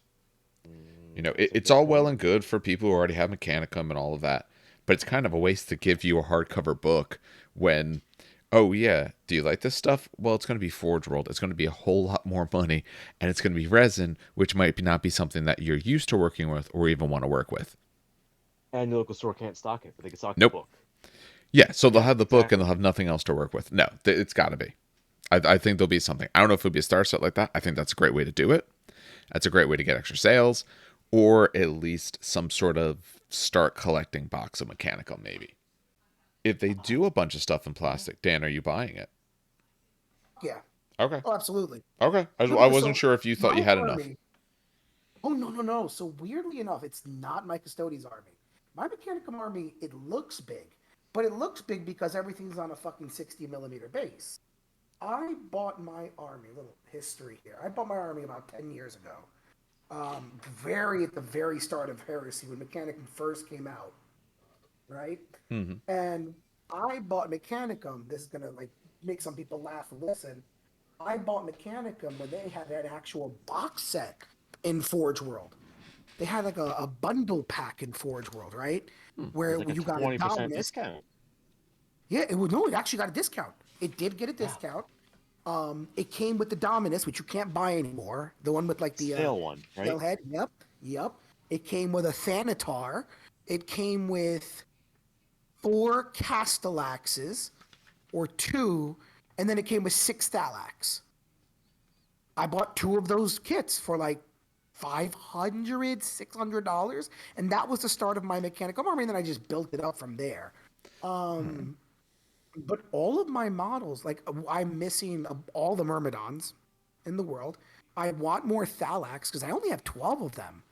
And with the new edition, if the playtest rules are correct and the Thalax are able to jump and shoot, that makes them absolutely playable than from the last edition. No one played them because they let's be honest, they sucked. But with the They were changes, amazing. What are no, you no, no, talking about? They were Steve, heavy bolter bait, but other than that, if you knew how no. to move them, you could do disgusting things. But they moved in the assault phase and it was a 2d6 move. You Right. roll a double one, they've done You nothing. move, you Mhm. move just out Yeah, of cover, you shoot your bright lance, and then you move 2 inches back into but now cover. Steve, now you can move with the jetpack. Jetpack plus initiative. You can move 8 inches I See, the and guarantee shoot. is what's nice. The Yes. guarantee So that makes it better. it's a lot more of a guarantee. Um, and yeah, you could shoot your dark lance and everything, but even and they changed the guns, Steve. So remember how like the lightning guns were just one shot, strength 7, rending 6 up, and Yep. shred. Now you can have strength 7. It's rending 4 up and shred. Okay, all It's a right. plasma gun. It's a plasma gun. Or, Okay. it's one shot only. Or you can split it into a 3 shot or a 4 shot strength 4 AP nothing gun. So you're like a double rapid fired bolter. And it's really cool because you might be saying, well, what about the plasma fusel? The difference is the plasma fusel strength 6, not strength 7, but it gets 4 shots at breach 4 up. So that has its own merits as well. And it's longer range too. no, But that's what I was saying before. Like, I'm Thalax. confused Go ahead. Go because ahead. I was under the impression that in 30K it's all about the look, and you talked about how a unit was bad, so you didn't take it, and I'm It lost. also That doesn't doesn't make look. sense to No, me. no, no, it's a pause. It also is not the best kit in resin. It doesn't look the best. So I've lost. I don't know. I Likely story. don't know how to. No, come on, Steve. You know it's not Why? the I love Domitars them. and the Vorax. Fuck off. No, no, no, I no. hate the Domitar. I What? love the Borax. I The big love the blocky Thalax. arms? The Get the fuck only out. things that I have bought are Thalax and Borax. So then, if you bought Thalax, you know where I'm going with this. The one problem I have with the Thalax is they're one very spindly on the legs, like really spindly, especially as resin. And then the other problem with the Thalax is they come with these fucking little tiny booster packs on the that you have to glue on the back, right? And it's funny because they have their own booster packs, but then there's like these reorient jump packs that like move, like they're supposed to like I guess move around and guide them where they jump. Those little thrusters. Yeah, I'm looking at two on Yep, my desk right now that I forgot to put on a model. and they get lost. You can glue them on as much as you want, but eventually over time they will get knocked off and lost, and that does annoy me. Um, but I'd rather run the big ones than Thalax. But if they come in plastic, Dave, and they come in a starter set, I'm fucking buying. Yeah, no, I'm buying Okay. that just to have more Thalax. Because the big remember. Okay, so a little thing about the game me and Dave played. If Hmm. you listen to our last podcast, we talked about the Mechanicum leaks. Me and Dave then played a 2,000 point game with those Yes, leaks. we did. And one thing, because I played Mechanicum for way longer than I played Custodes, one thing with Mechanicum, especially Castellax, is that you relied on them being monstrous creatures, meaning they were AP2 natively. They are not AP2 anymore. They are Nope. AP3, meaning if you charge a Terminator squad, especially since you're weapon skill 3 on them, right? And Terminator squads are weapon skill 4, you are not going to cleave through that Terminator squad at all. Like those Castle Lock robots are going to fall very quickly. And they're also toughness 6 now, which also hurts them as well. So taking a unit of Thalax to do what Steve said, by the way, is jump, shoot a dark lance, maybe blind the enemy, jump back, or take a plasma fusel, try to breach some Terminators. Taking Thalax is now much more of a thing, especially since they're now. Oh, and Steve, by the way, that jump Hmm. move is add to the initiative in the shooting, but you can add that jump move in the movement phase as well. So they could just jump 13. That's nice. Reminds me of my Carnifexes today. Yeah, so they move 13, they shoot, and they can move back 8 or move wherever 8. Hmm. So technically, if they wanted to move forward and forward and forward, if they wanted to, they could just move 13 and 8. They can move 20, 21. They can move There you go. 21 if they want. Yeah, I can't remember if they can assault after that. Um, but yeah, no, it's really good. Any other predictions while we're on sort of the future? I have a bad prediction. Okay. Prognosticate I away. guess I'll share that. Yeah, why I not? am, yeah, I am not expecting Solar Auxilia in the near future to be in plastic. As No. much as I would love that to be, I don't see it. To be what in Solar plastic? You mean Solar Auxilia. Auxilia, not expecting it. There's in nothing I rules or saw plastic? Plastic. in plastic. Oh yeah, no, Because no, they're not. nothing in the book looked like it was like, a model that got slipped in quietly in the picture. Um, the models are very complicated designs, and while they are mentioned in the book, I feel like they're gonna stay resin the longest. Mechanicum will probably gonna get plastics before they do, which is a shame because it's such a great design aesthetic. But Well, I Yeah, think Mechanicum will just because one, they're getting their own separate book. All the other ones are the Liber Imperium, which is going to combine whatever else they decide to have, you know. But also because Mechanicum, to some extent, that Mechanicum book is going to have the knights and large ones like that, and there is already a lot of knights and armigers out. So they kind of already have a head start on parts of what that book is going to be. So we're going to give you your own separate book. You can play some big things. They're absolutely going to do plastic of that. Where yeah, I'm expecting when they're saying in October for that Liber Imperium book. I'm expecting then to maybe hear that like next year you'll be getting some plastic stuff. I would be greatly surprised if it was before like honestly like next year.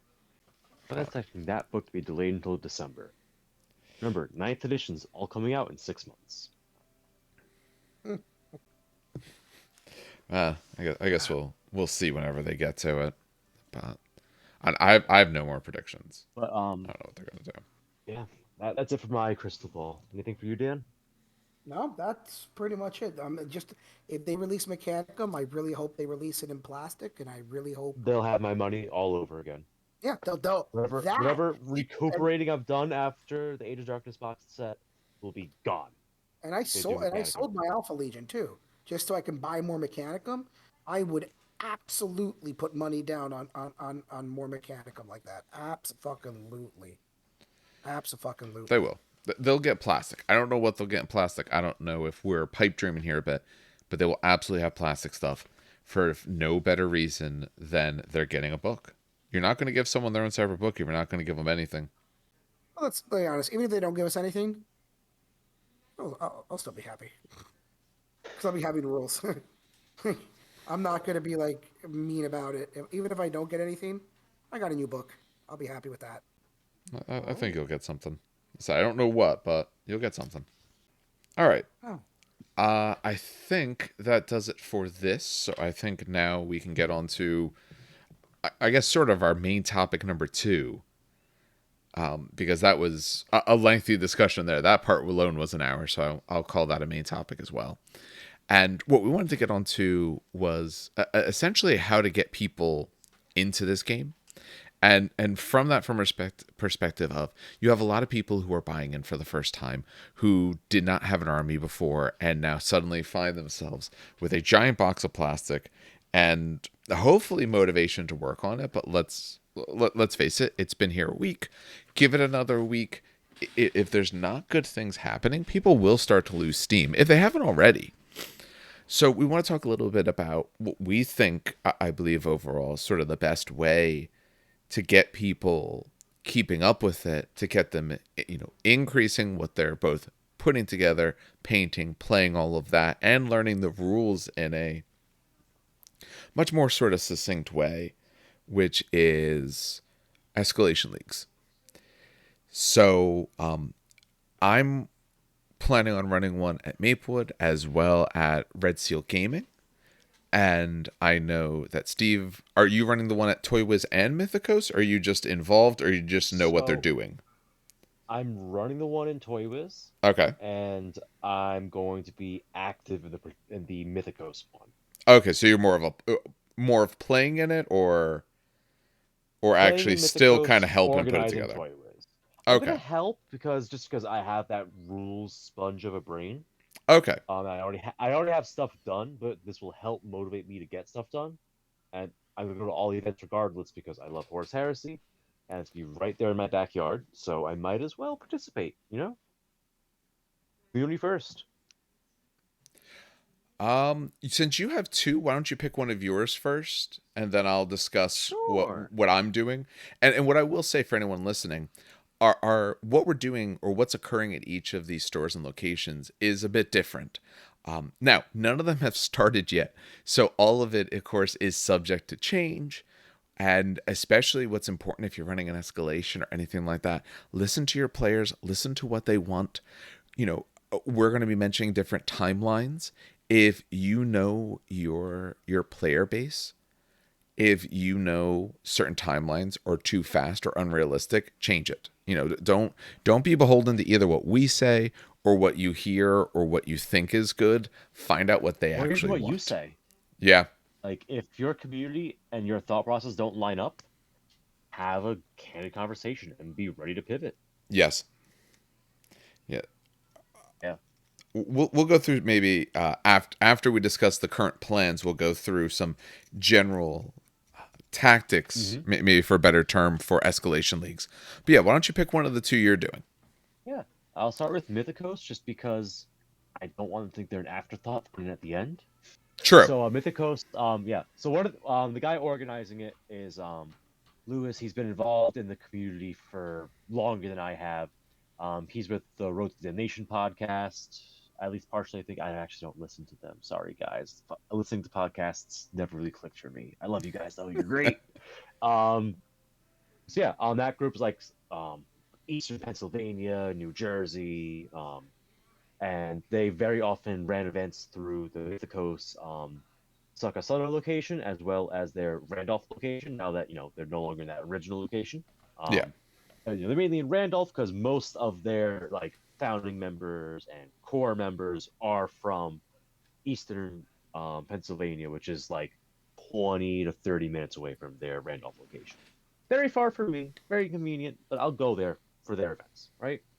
Um, the way they're running their thing is it's structured to be built around the box set. You're not required to build the box set, right? But that's what's guiding the process. So what they're doing is every month they're doing a step up by adding a unit, except month one has the harshest jump. Okay. Okay. So for month one, which is going to be in a few weeks, I think 3 or 4, the target is to have one HQ and two 10-man squads of troops finished. So that, that's a third of starter blocks contents roughly. It's a lot, especially if you are a slow painter, but it gives you a minimum legal force to play. Now, if you're building just out of the box, that's nothing but bolters. If you're going outside the box, you can convert some stuff and change it up a little bit, but don't be a dick is rule number one. Don't be like, oh, well, if I take a Delegatus, I could then take two 10-man Terminator squads as troops because it says 10-man squads. Don't be that guy. We're here to learn rules and motivate each other on hobby first and foremost. A big difference between Mythicos and other ones is Mythicos is not going by points. Because when you have an HQ and a troop unit, yes, it is obviously better to add chain bayonets to your models than to not have chain bayonets models from a gameplay perspective, but it will not make enough of a difference to really change the outcomes all that much. Yeah. The goal is motivation, not winning, because you're here there to have fun. So that's month one. Month two, the addition is one elites unit, either one of the Terminator squads or the Contemptor. And the next month, same deal. Whichever one you didn't do last month, you do now. Another elites unit. Month 4, that would be another troops unit, 10-man squad. Month 5 is your last troops, so the last 40 beakies and the other HQ. And then capping it off at month number 6 is the Spartan. Altogether, that's going to be like a 1,500 to 2,000 point list, depending on upgrades. So they're doing And yeah, they have their it's set a slow pace because they have 6 months. They're setting theirs at. Wow. that is the current plan, yes. And they're meeting. The thing is, they're meeting once a month. Okay. That's why. Okay. Once at each of their locations. So once in Mawa and once in Randolph. All right. So yeah, I guess that's not so bad then. That just seemed. It seemed like a really long time. It is on the slow end of slow grows, but again, like some people put in a ton of time into models, Yeah. so this is great for that kind of crew. People do more than just work on models. Except for me, it's my job to work on. Other than that, other than Dan, who finishes in an army in a week, most people take a while to get models done. And this is a good setup for them. It keeps the growth tempered, and because it's like roughly equal between like your options at each step. It's not like like I'm going to tournament, I'm going to win this step because you're gluing your models together. There's only so much list tailoring you could do, Yeah. and it might probably hurt you in the long run anyway. The point is to play games, learn rules, have fun. And again, it's built around the boxed set. You could do it differently, but It makes the most sense to kind of build it around the box set because that's what people are going to have. exactly. If that's what you sold got. 150 boxes? I think they sold 150 boxes between retail and online. Oh my god. Yeah, it's nuts. So yeah, that's the way they're structuring theirs. It's 6 months of very gradual growth. HQ2 troops month 1, and then a new unit each month, according to theme. With a Spartan for the very end, because chucking a Spartan in at any other point is just absurd. Yeah, it'd be too much. Yeah, 100%. But okay, I like their sort of plan. If they're only doing it monthly, that's actually even something I could participate in, because I mean I'll have stuff done long before that, but I have the ability to do something monthly. Where if it was much more often, they're a little bit far for me. You don't want to monopolize people's time. No. That's a turnoff for a lot of people. Yeah. And I think part of it also, like I said, it depends on your particular group or how big you're trying to do it. There's, I don't know how robust their community is there, or if these guys are going to be using this to grow that community. But if you have a new community, give me 1 second. If you have a newer community or people who don't meet up regularly, then yeah, you do need an option like that. Like I know at Maplewood, we a bunch of us, the what I would call the regulars, we're there every single week. So we can do something that's on a much more sort of weekly basis because we're going to be there each week playing anyway. So we might as well call it this, that, or the other thing. But I like their plan. I'm going to have to keep an eye on that. Maybe try to participate in it and see how it goes.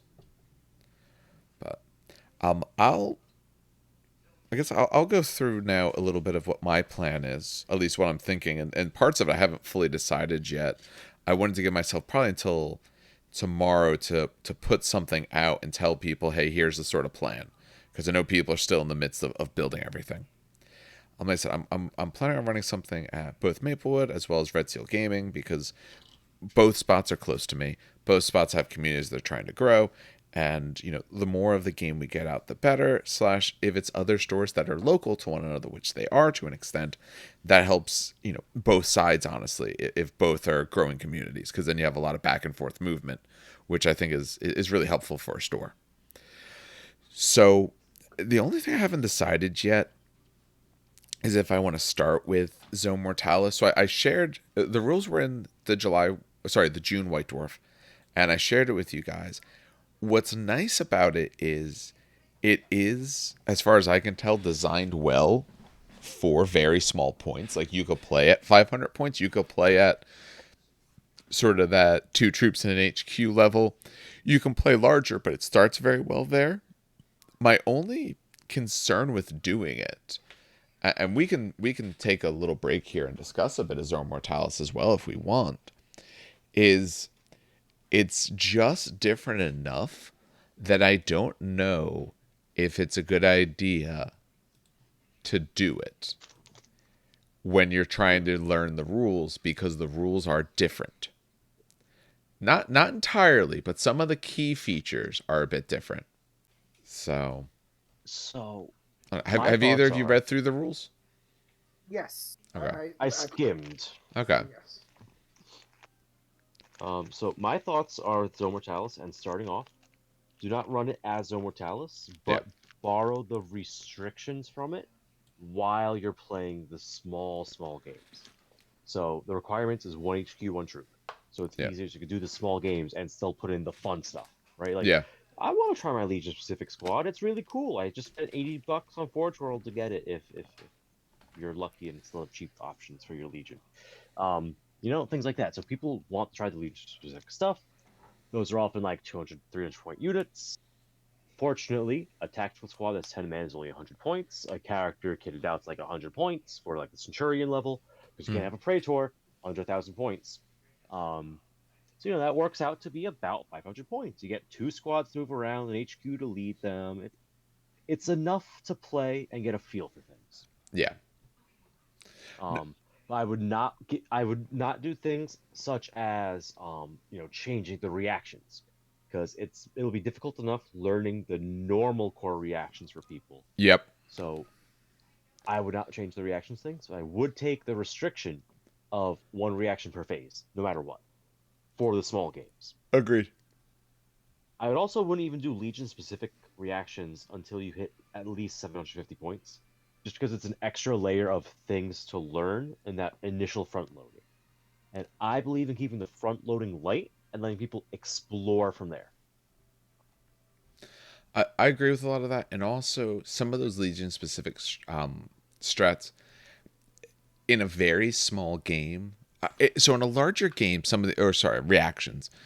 In a larger game, we could sit down. We're obviously going to make some content related to each of the legions and talk about what they have, and we can do, some lists of who's got the better reactions and all of that. But in a larger game, you can find uses. We can make arguments if someone's a little better than others, but you can at least find a use for them. At a smaller level, you may not actually find yours to do you very much good at all, or yours might be particularly more powerful. Say like the White Scars one, which once per game, like, hey, your army moves. That is huge when you only have a few units. Take mine for example. Mine is assault based. If the other side's not assaulting, because you have to assault me for it to work. If you're not assaulting me, which in a larger game, sooner or later you're going to have units to do it. In this smaller game, if you're not going to assault me, mine is garbage. I'll never use it then. Where someone else's, say the word bearers one, you're going to shoot me. Okay, I'm just going to auto kill this guy. Your shots did nothing. You only have 3 units. What you thought would do a lot, I decided, I looked at it, it looked bad.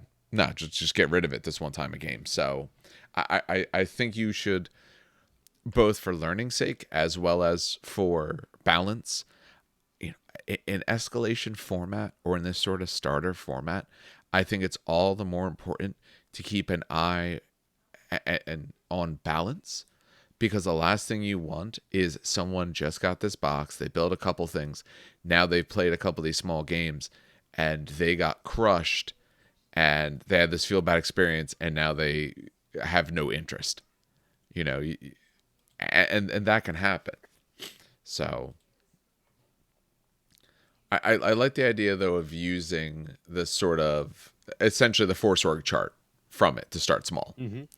But I think once we'll play some Zone Mortalis because we have enough terrain to actually do it at the store.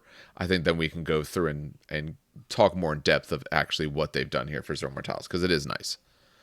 I should point out real quick, Zone Mortalis is heavily based on the terrain.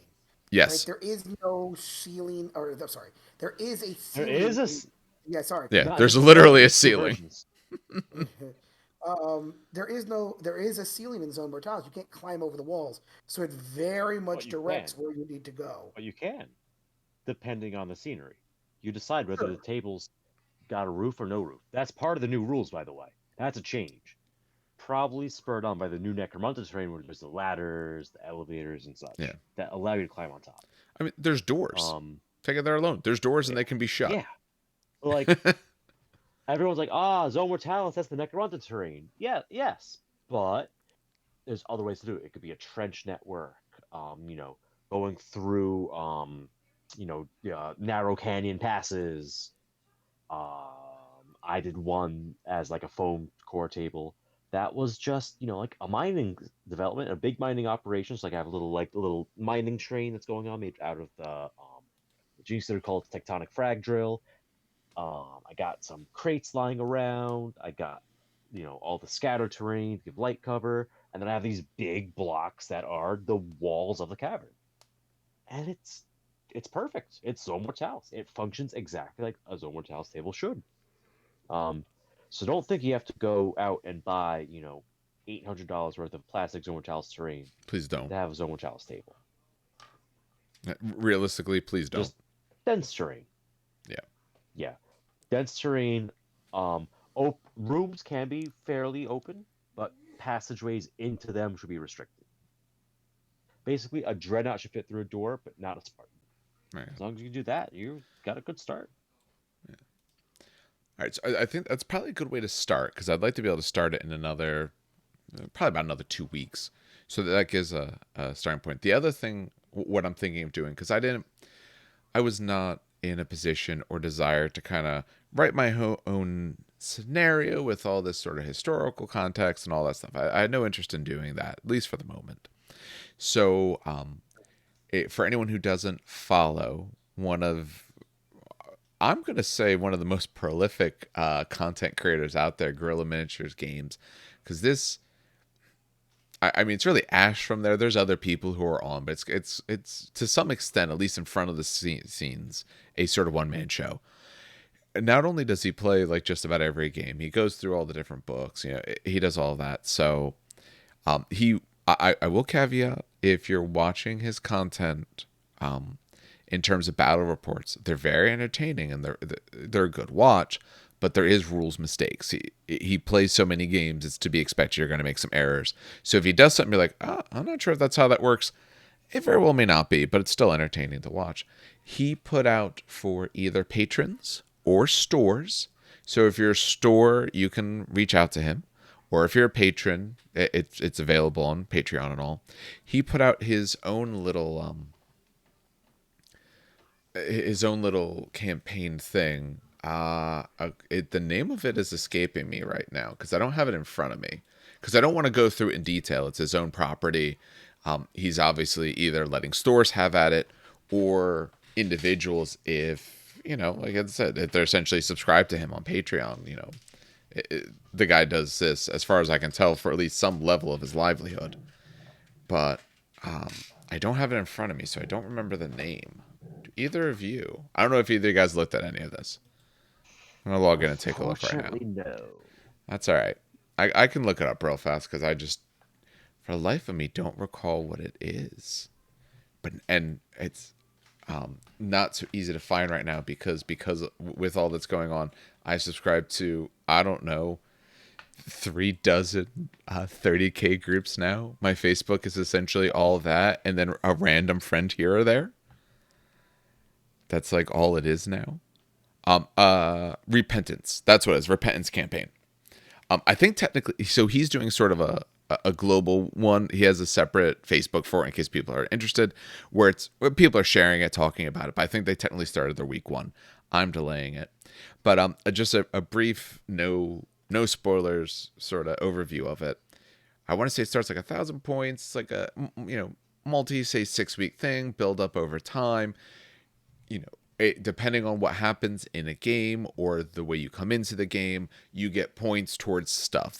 Sort of your standard escalation or standard, what you might, if you've been in the hobby for a while, what you might think of as like Mighty Empires kind of idea.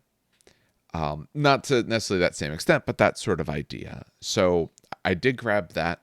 I like it overall. I think it's a nice idea. My only problem with it is I do think it starts a little bit big because it does start at like 1,000 points. And I think if you're really trying to get people started, especially early on, they might not have that.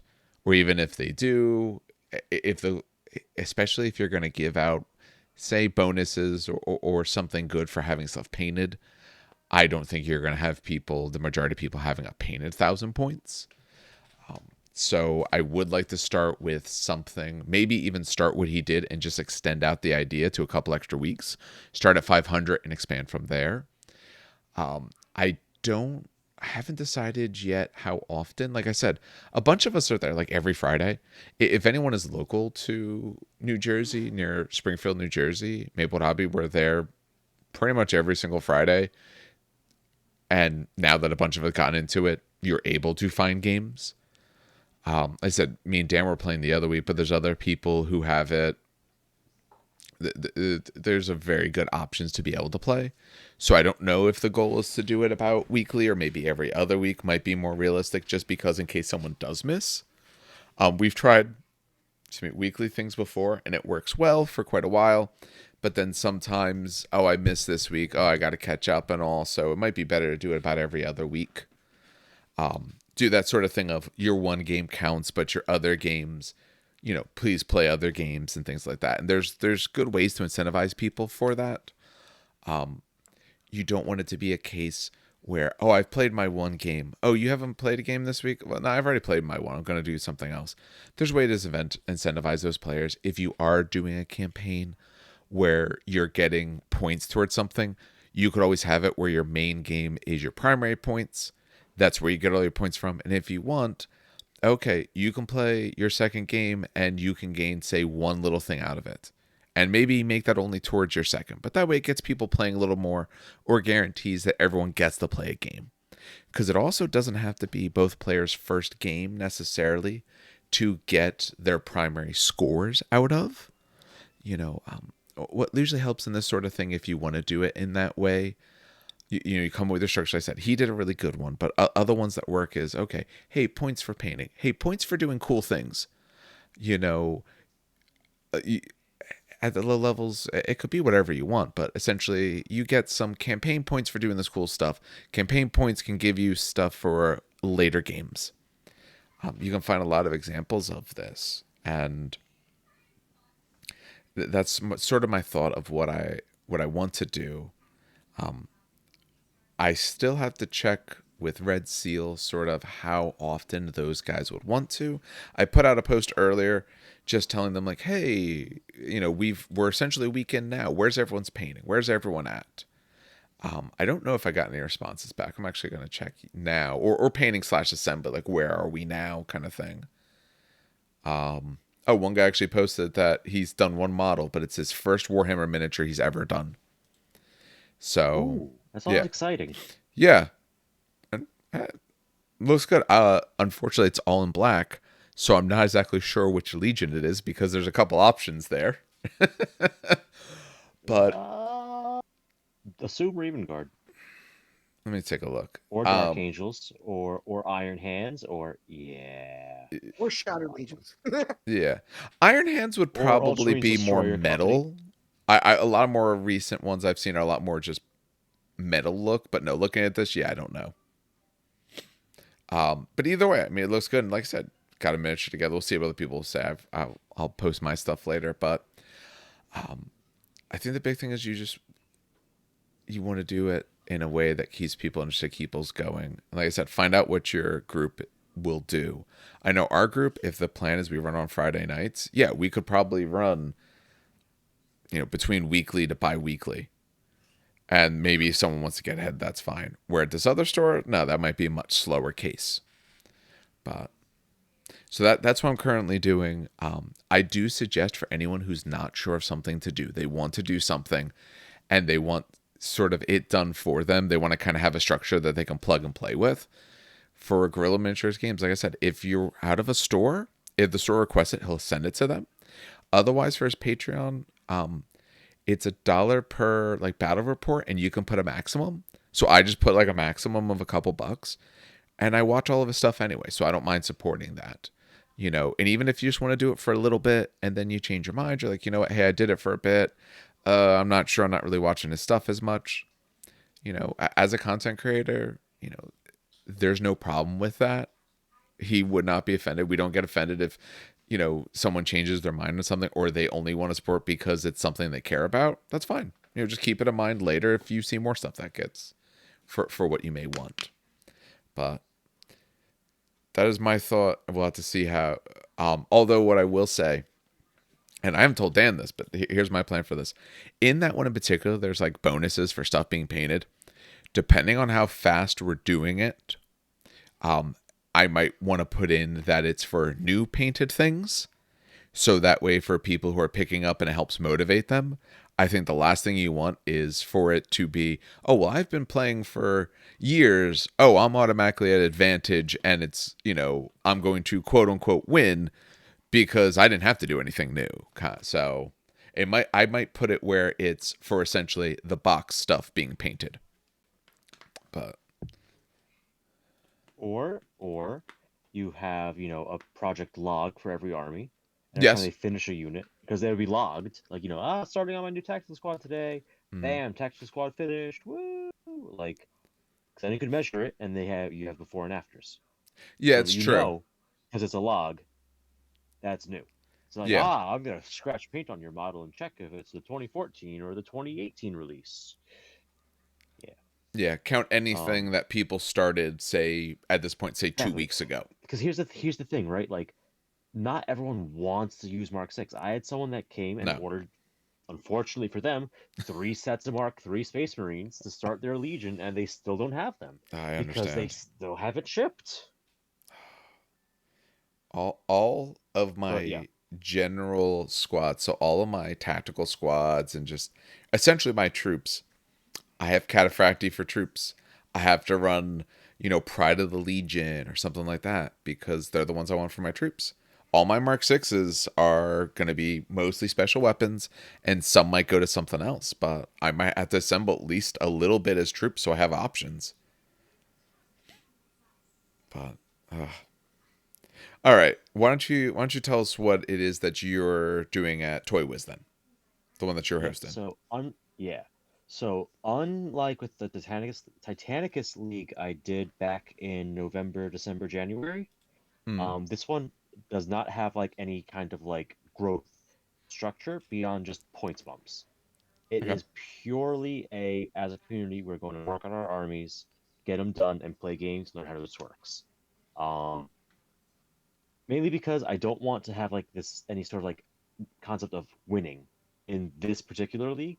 Yeah. Last one, oh yeah, absolutely. And I was telling a story too, but I don't want people to feel like they have to be involved from the start. Like like the guy that ordered 3 they're still not in. I don't want him to feel like he's behind everyone else because he didn't get his stuff. I don't want someone to be like, I can't come the first 2 weeks, but I still want to participate. Feel like they don't have a place. Yeah. So it's literally just, hey, you know, last week on Thursday we had a kind of unofficial first meeting. It's like, yeah, I'll have my books all here available to read. I'll help you figure out what unit builds are viable. What's an illegal versus legal build. How to the most basics of how to write an army list. I'll help you write your first 500 points right here with you. I'll help, we'll be building stuff. I'll share some tips I got. I'll even bring my bits box. And if there's something I got that you need, pick it up because I have so much stuff from all Yeah. these years of playing games. So we did that. A couple guys are like, yeah, you know what? I want to split a second box set. Just have a couple extra bodies. Like, yeah, guys, go ahead. We got one left. Figure it out amongst yourselves how you want to do it. Someone picks up the tab. The rest of you, whatever you do, right? Mm. So that's how our last box set got sold.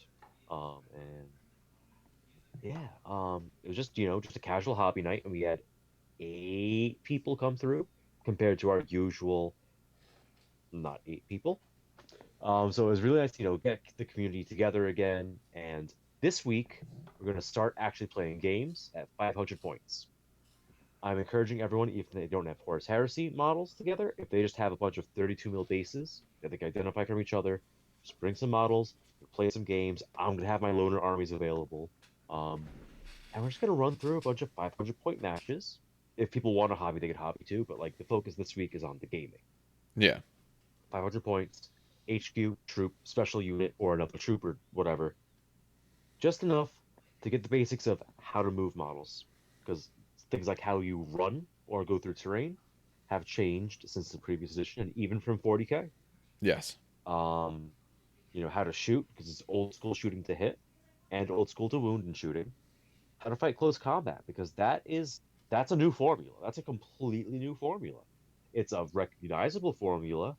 To hit close combat is the same as to wound in 40k, but it's new for close combat and it's not it's done anywhere else. Like for GW's library of games, you can't say, oh yeah, just the Warcry rule or just the Sigma rule, it's just the 40k rule. It's none of those.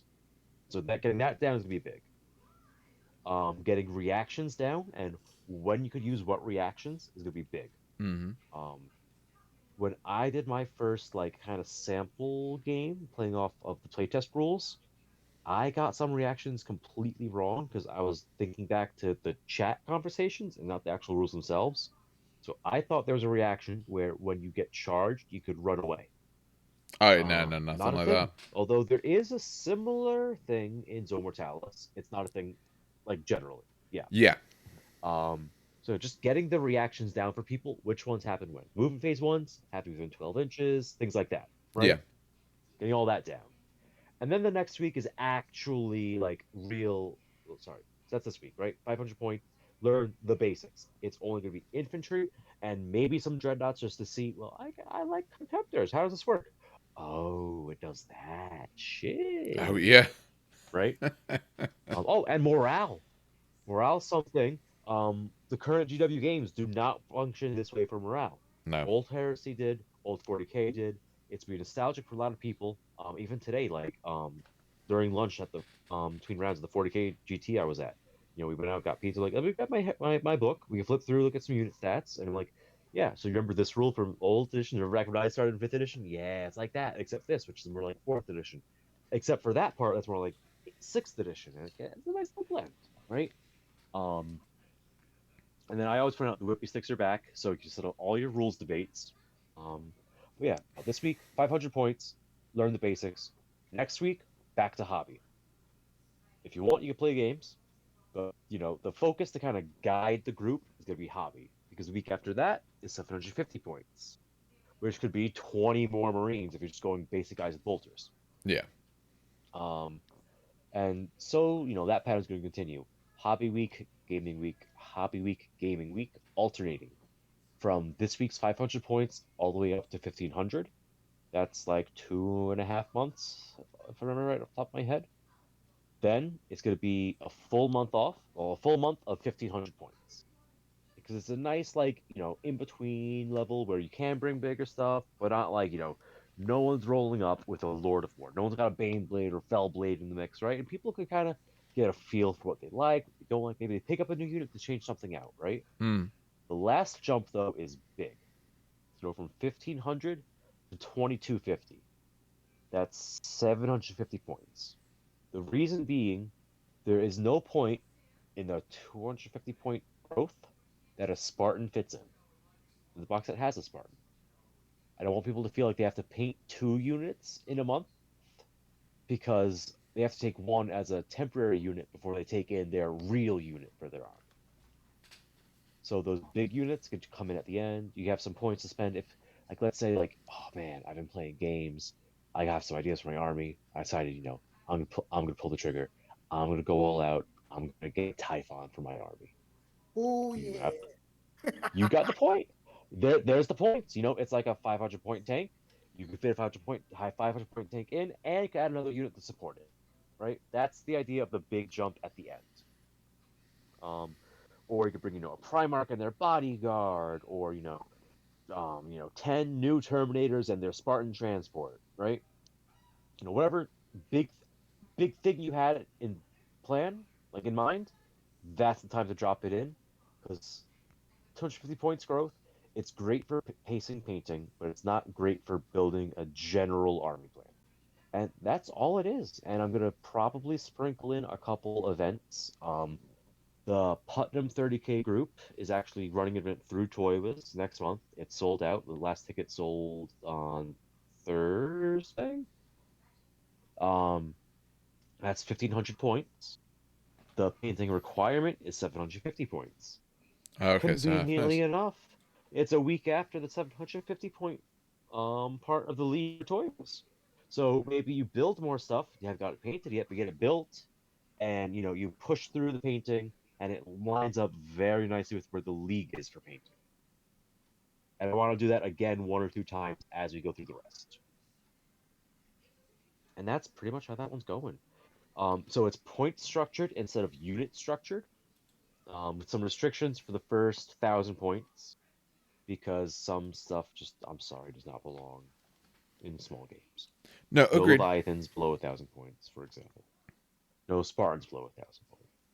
But Rhinos, yeah, you could throw in some Rhinos. Not for week one, because that's an entirely separate thing you have to learn. How does armor value work? What's a vehicle damage table? How do I disembark after moving? Can I charge after moving? Those are all questions I don't want to have to address in your very first game when both players are new. That's why infantry and dreadnoughts only for week one. Yeah, I will say, after having played the first game, so I read the rules. I reread the rules that day and sat down and played. And there's just, if you're not used to it because you haven't played old 40K or even Heresy before or in a very long time, the amount of between drastic to nuanced change absolutely catches you off guard. I remember when we were playing Den originally. At the one point, he picks up his die. He's like, "All right, I'm going to go through this cover." He's getting ready to roll it because that used to be a room. Like, no, it's just -2. It's like, oh, Yeah. like And I was just going to say that even for old 30K players such as myself, that there are very small, minute changes that you are not going to pick up with because you're so used to it. So I think it was And you just the cover gloss right one. over. yeah. The cover one threw me for a loop. There was another one. There was another one that threw me for a loop. Dangerous terrain is so much more lethal. Well, no, that one I knew. Not that it comes That one up was often, but literally yeah. you roll a 1, you get a wound. Period. Done. There's no armor save. That was yeah. Thankfully, I'm multi-wound models, but it still hurt like hell. Gets hot is now the AP of the weapon, right? Mm-hmm. So if if it's a gets hot AP2 weapon, well, like my photon thrusters, Good I, luck. I gave myself 4 wounds that game. Unfucking believable. No, but there was another one that was really. Oh, yeah, no, Dave, it was about disembark, Yep. right? Where it was basically, I think you can only move half your move to disembark. Yeah. If you're going to That's for disembark from the vehicle, it has to go emergency combat speed. disembarkation. Normal Yeah. disembarking is a walk. So you Yeah. go half speed to the vehicle and then you walk out of it. If you walk out, no, If your vehicle is destroyed, you do an emergency disembarkation, which is half the unit's movement value. Oh, see, I didn't even do that. Okay. Yes. And then Um, you do a pinning check after. and then your paycheck after. Okay. Okay. Okay. If it explodes, I they mean, I take the think yeah, hits you can as well as still. disembark. Yeah, And the difference between an assault ramp is that you can still move half, get out your move, and assault and charge. Right. And and charge. Normally charge. you can't. So you can move Yep. 6 plus 7 plus your charge. Okay. Okay. Depending on what's coming out, yeah. The vehicle can move at Sure, sure. combat speed. You're allowed to disembark fully, and then you may still charge if it has an assault ramp. Combat speed is half the move, right? Yeah. Yes, it's half the move, Yes. so it could be 6. Yeah. It Yeah. just That's depends okay. on the vehicle. Yeah, exactly. Okay. Okay. Just wanted to make sure. Yeah. Yeah, so there were just minute differences, and that's what I'm saying. It'll throw the hardcore player. I mean, for fuck's sake, I've been rolling 3d6, drop the lowest because Mechanicum had moved through cover for the longest time. So I'm just and Custodes had it. So I've just been doing it. So it's very difficult to kind of remember the -2. Lots of rules have the same name but totally different effect. Yep. Like Exactly. Shrouded is now a damage negation roll, not a bonus to cover saves. Yeah. Yes. It's a feel no pain, essentially. Unit subtypes is where a lot of things hide as rules. Like you can't run and you lose an inch off reaction movements if you're heavy, Yep. but you reroll saves. Reroll, yeah. So that's the breacher heavy armor. Also, That's totally changed. I mean, I learned this one with my first game of Mechanicum against World Eaters, where Sunder you get to re-roll the armor penetration value on vehicles, but Armor Bane you get to re-roll the wounds on dreadnoughts and automata. So Yep. that one is different because Armor Bane also works on vehicles, but you add the extra d6. But you can re-roll wounds on dreadnoughts and automata. So that one's really cool. I didn't notice that until I looked at it. I was like, oh, okay, there we go. So even if you think you know what it does, look at it anyway, because something somewhere probably changed. They should have definitely changed. But all right, so those are Fury our of the Legion changed. Like so many little Yeah. things changed. We're talking about that. So, Yeah, the Fury first of of the all, Legion. Dave, enjoy this. I don't know Okay. if you were checking the chat. So Fury of the Legion used to be. I don't even know what Fury of the Legion used to be. Fuck it. It's 1.0. Who cares? so you didn't Sure. move, you shot twice, but you could not shoot the next turn because you were busy reloading because you spent all of your ammo the You're previous turn. ammunition doing that shit. Now it's you don't move, right? You still don't move, but you shoot. What is it? Twice the amount of shots? One additional shot. Or one additional shot. But you can do that every turn if you want. So you can not move Fury of the Legion, not move Fury of the Legion, which is funny, right? Mm. I today was like, wait a minute, Death Guard count as stationary for the purposes of movement every time. So I was reading, I'm like, holy shit, Death Guard can move Fury of the Legion, move Fury of the Legion, move Fury of the Legion, Yes. which is fucking hilarious. Fluffy as hell, too. But fucking hilarious. 20-man bolter squads just got a shit ton scarier for Death Guard. Oh yeah. I mean, tactical squads firing reaction fire or return fire, right? Overwatch return fire is Yep. terrifying because they count as stationary. Yes. Yeah, when Yeah. you do reactionary It's better than fire, bolter. you count as But when you have stationary. that many bolters, it Um, adds up. Oh, then, like, here's another rule that changed. Because I was watching a battle report with this one, where tactical squads get a feel no pain when they stand on an objective, right? Yup. Six Did of you know that one, Philippine. Dave? That's Yes, it's because Oh it's boy, one of the even better. rules that they have. Which what is it, Heart of the Legion? Heart of the Part of the Legion. Legion, Yeah, Heart of but it yeah, stacks because they with an have Heart of the apothecary. Legion. That's why it's because they have Exactly, that but it rule. stacks with an apothecary. So if you have an apothecary in that squad and they're on an objective, that's a 4-up feel no pain for a fucking tactical squad. Now here's one I bet you don't have queued up in your rules noggin. Spite of the Legion. I have no idea what that is. Exactly. So that's the one that the spoilers and maybe assault squads. I should check that before I say anything. But it basically, if you charge a unit that is currently falling back, or pinned, or has no characters, including squad sergeants, in it, you get reroll ones to wound, which is Ooh. almost nothing when the entire unit attacking with that rule has chain swords, but the special weapons in that unit will very much appreciate it. Assault squads do not get it, so it's the spoilers only, I think. But yeah, no, it's a neat little rule. Spite of the Legion. I don't know if you could hear me. I'm flipping through a book right now, trying to find it so I could check. Yeah. Okay, we Doing it hear right. you. That's why I'm laughing.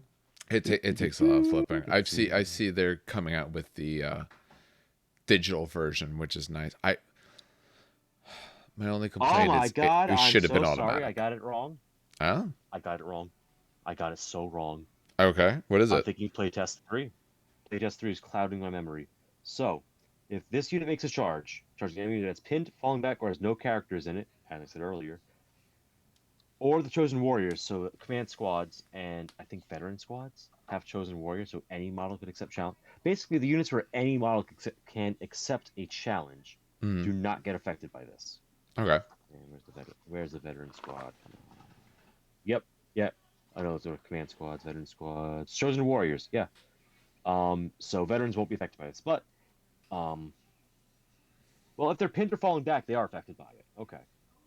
Um, but basically, you get an extra attack for every model in the charging unit.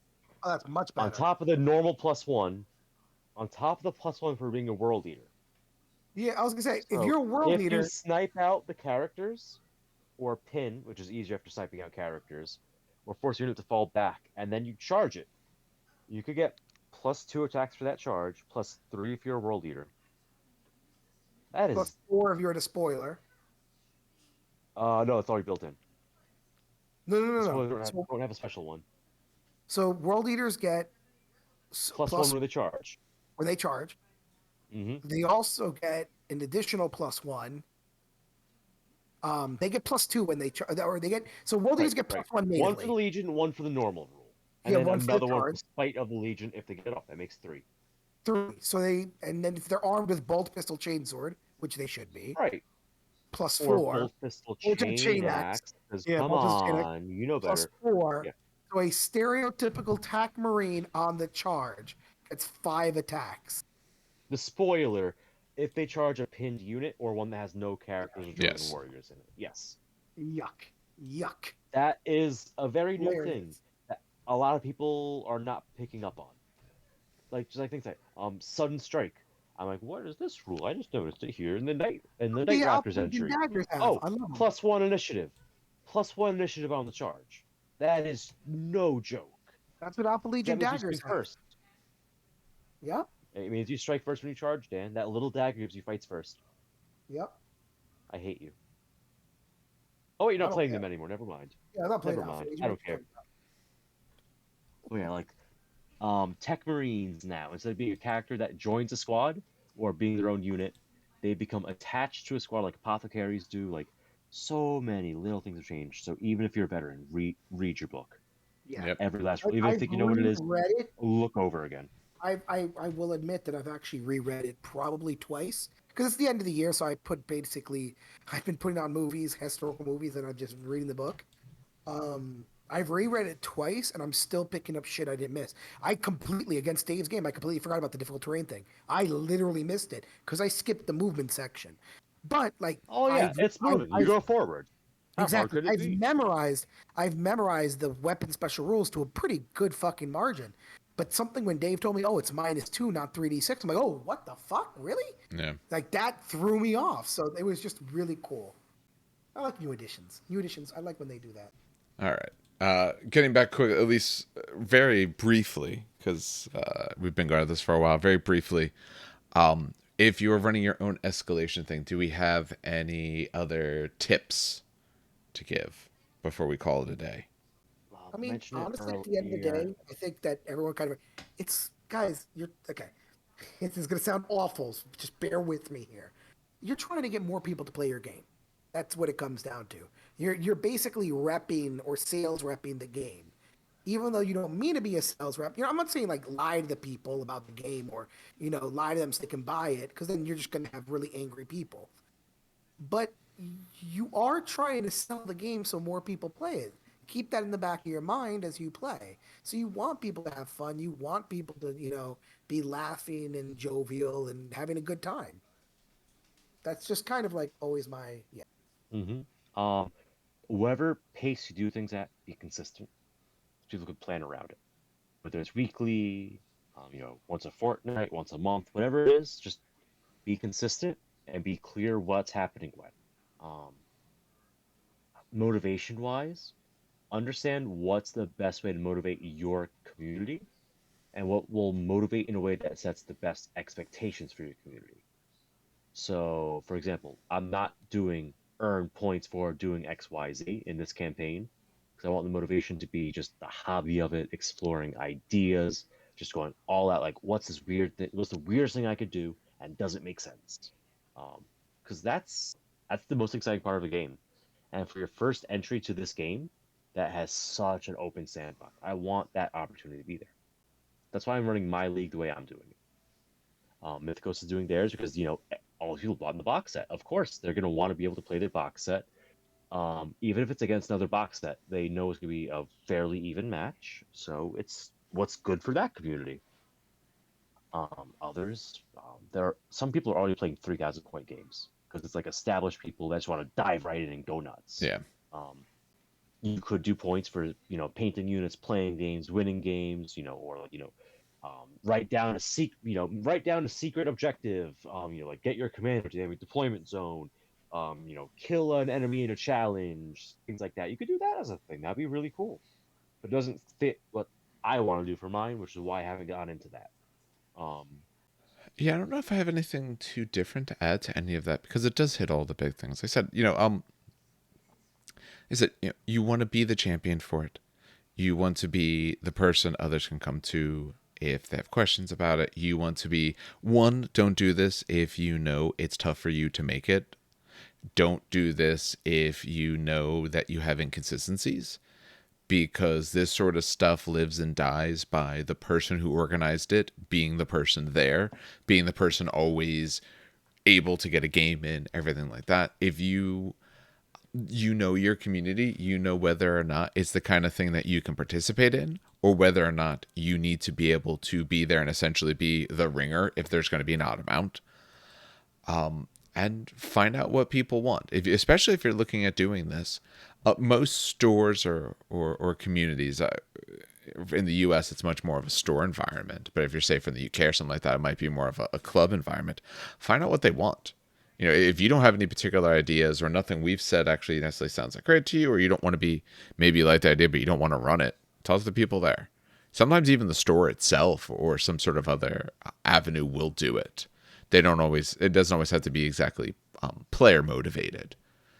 But, all right. Well, hopefully, if you do something, if you follow this on YouTube, you can obviously leave comments and all. If you do something, I'd be interested to see what people do or what their plans are.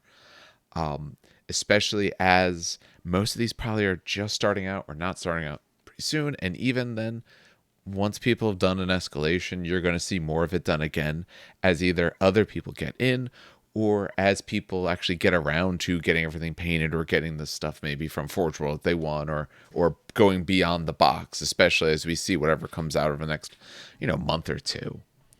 But, all right. I think that might do it for us tonight then. Unless anyone else has any cool pressing things. Nope. I think we're good. And that'll do it for us tonight.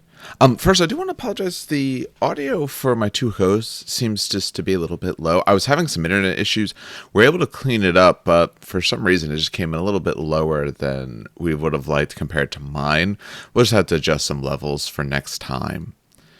Speaking of next time, from here, we haven't discussed exactly where we're going to go. We know we want to start going through the information and the books for Heresy a little bit more formally. So we'll probably start our discussion related to the different legions. The way we'd like to do that is in shorter, chunk-sized episodes, probably releasing 2 or so a week instead of just the 1. Maybe we'll release on a little bit of a different schedule, but we'll make sure that's known and it'll be pretty obvious when that occurs. On behalf of everyone here, I do want to thank everyone for listening. If you are enjoying the content that we're doing or want to see more of what we're doing in terms of Heresy or Titanicus or anything else, one, you can always suggest ideas to us. Email is currently the easiest way while I put a few other things together. That's terrainkickersnj@gmail.com. Also, depending on where you found this, if you listen to us on a podcatcher, subscribing there. If you're watching on YouTube, subscribing there. Make sure that, one, it helps us out be noticed, but also helps you keep up with the content as we put it out. On behalf of everyone here, have some good hobbying and some great gaming.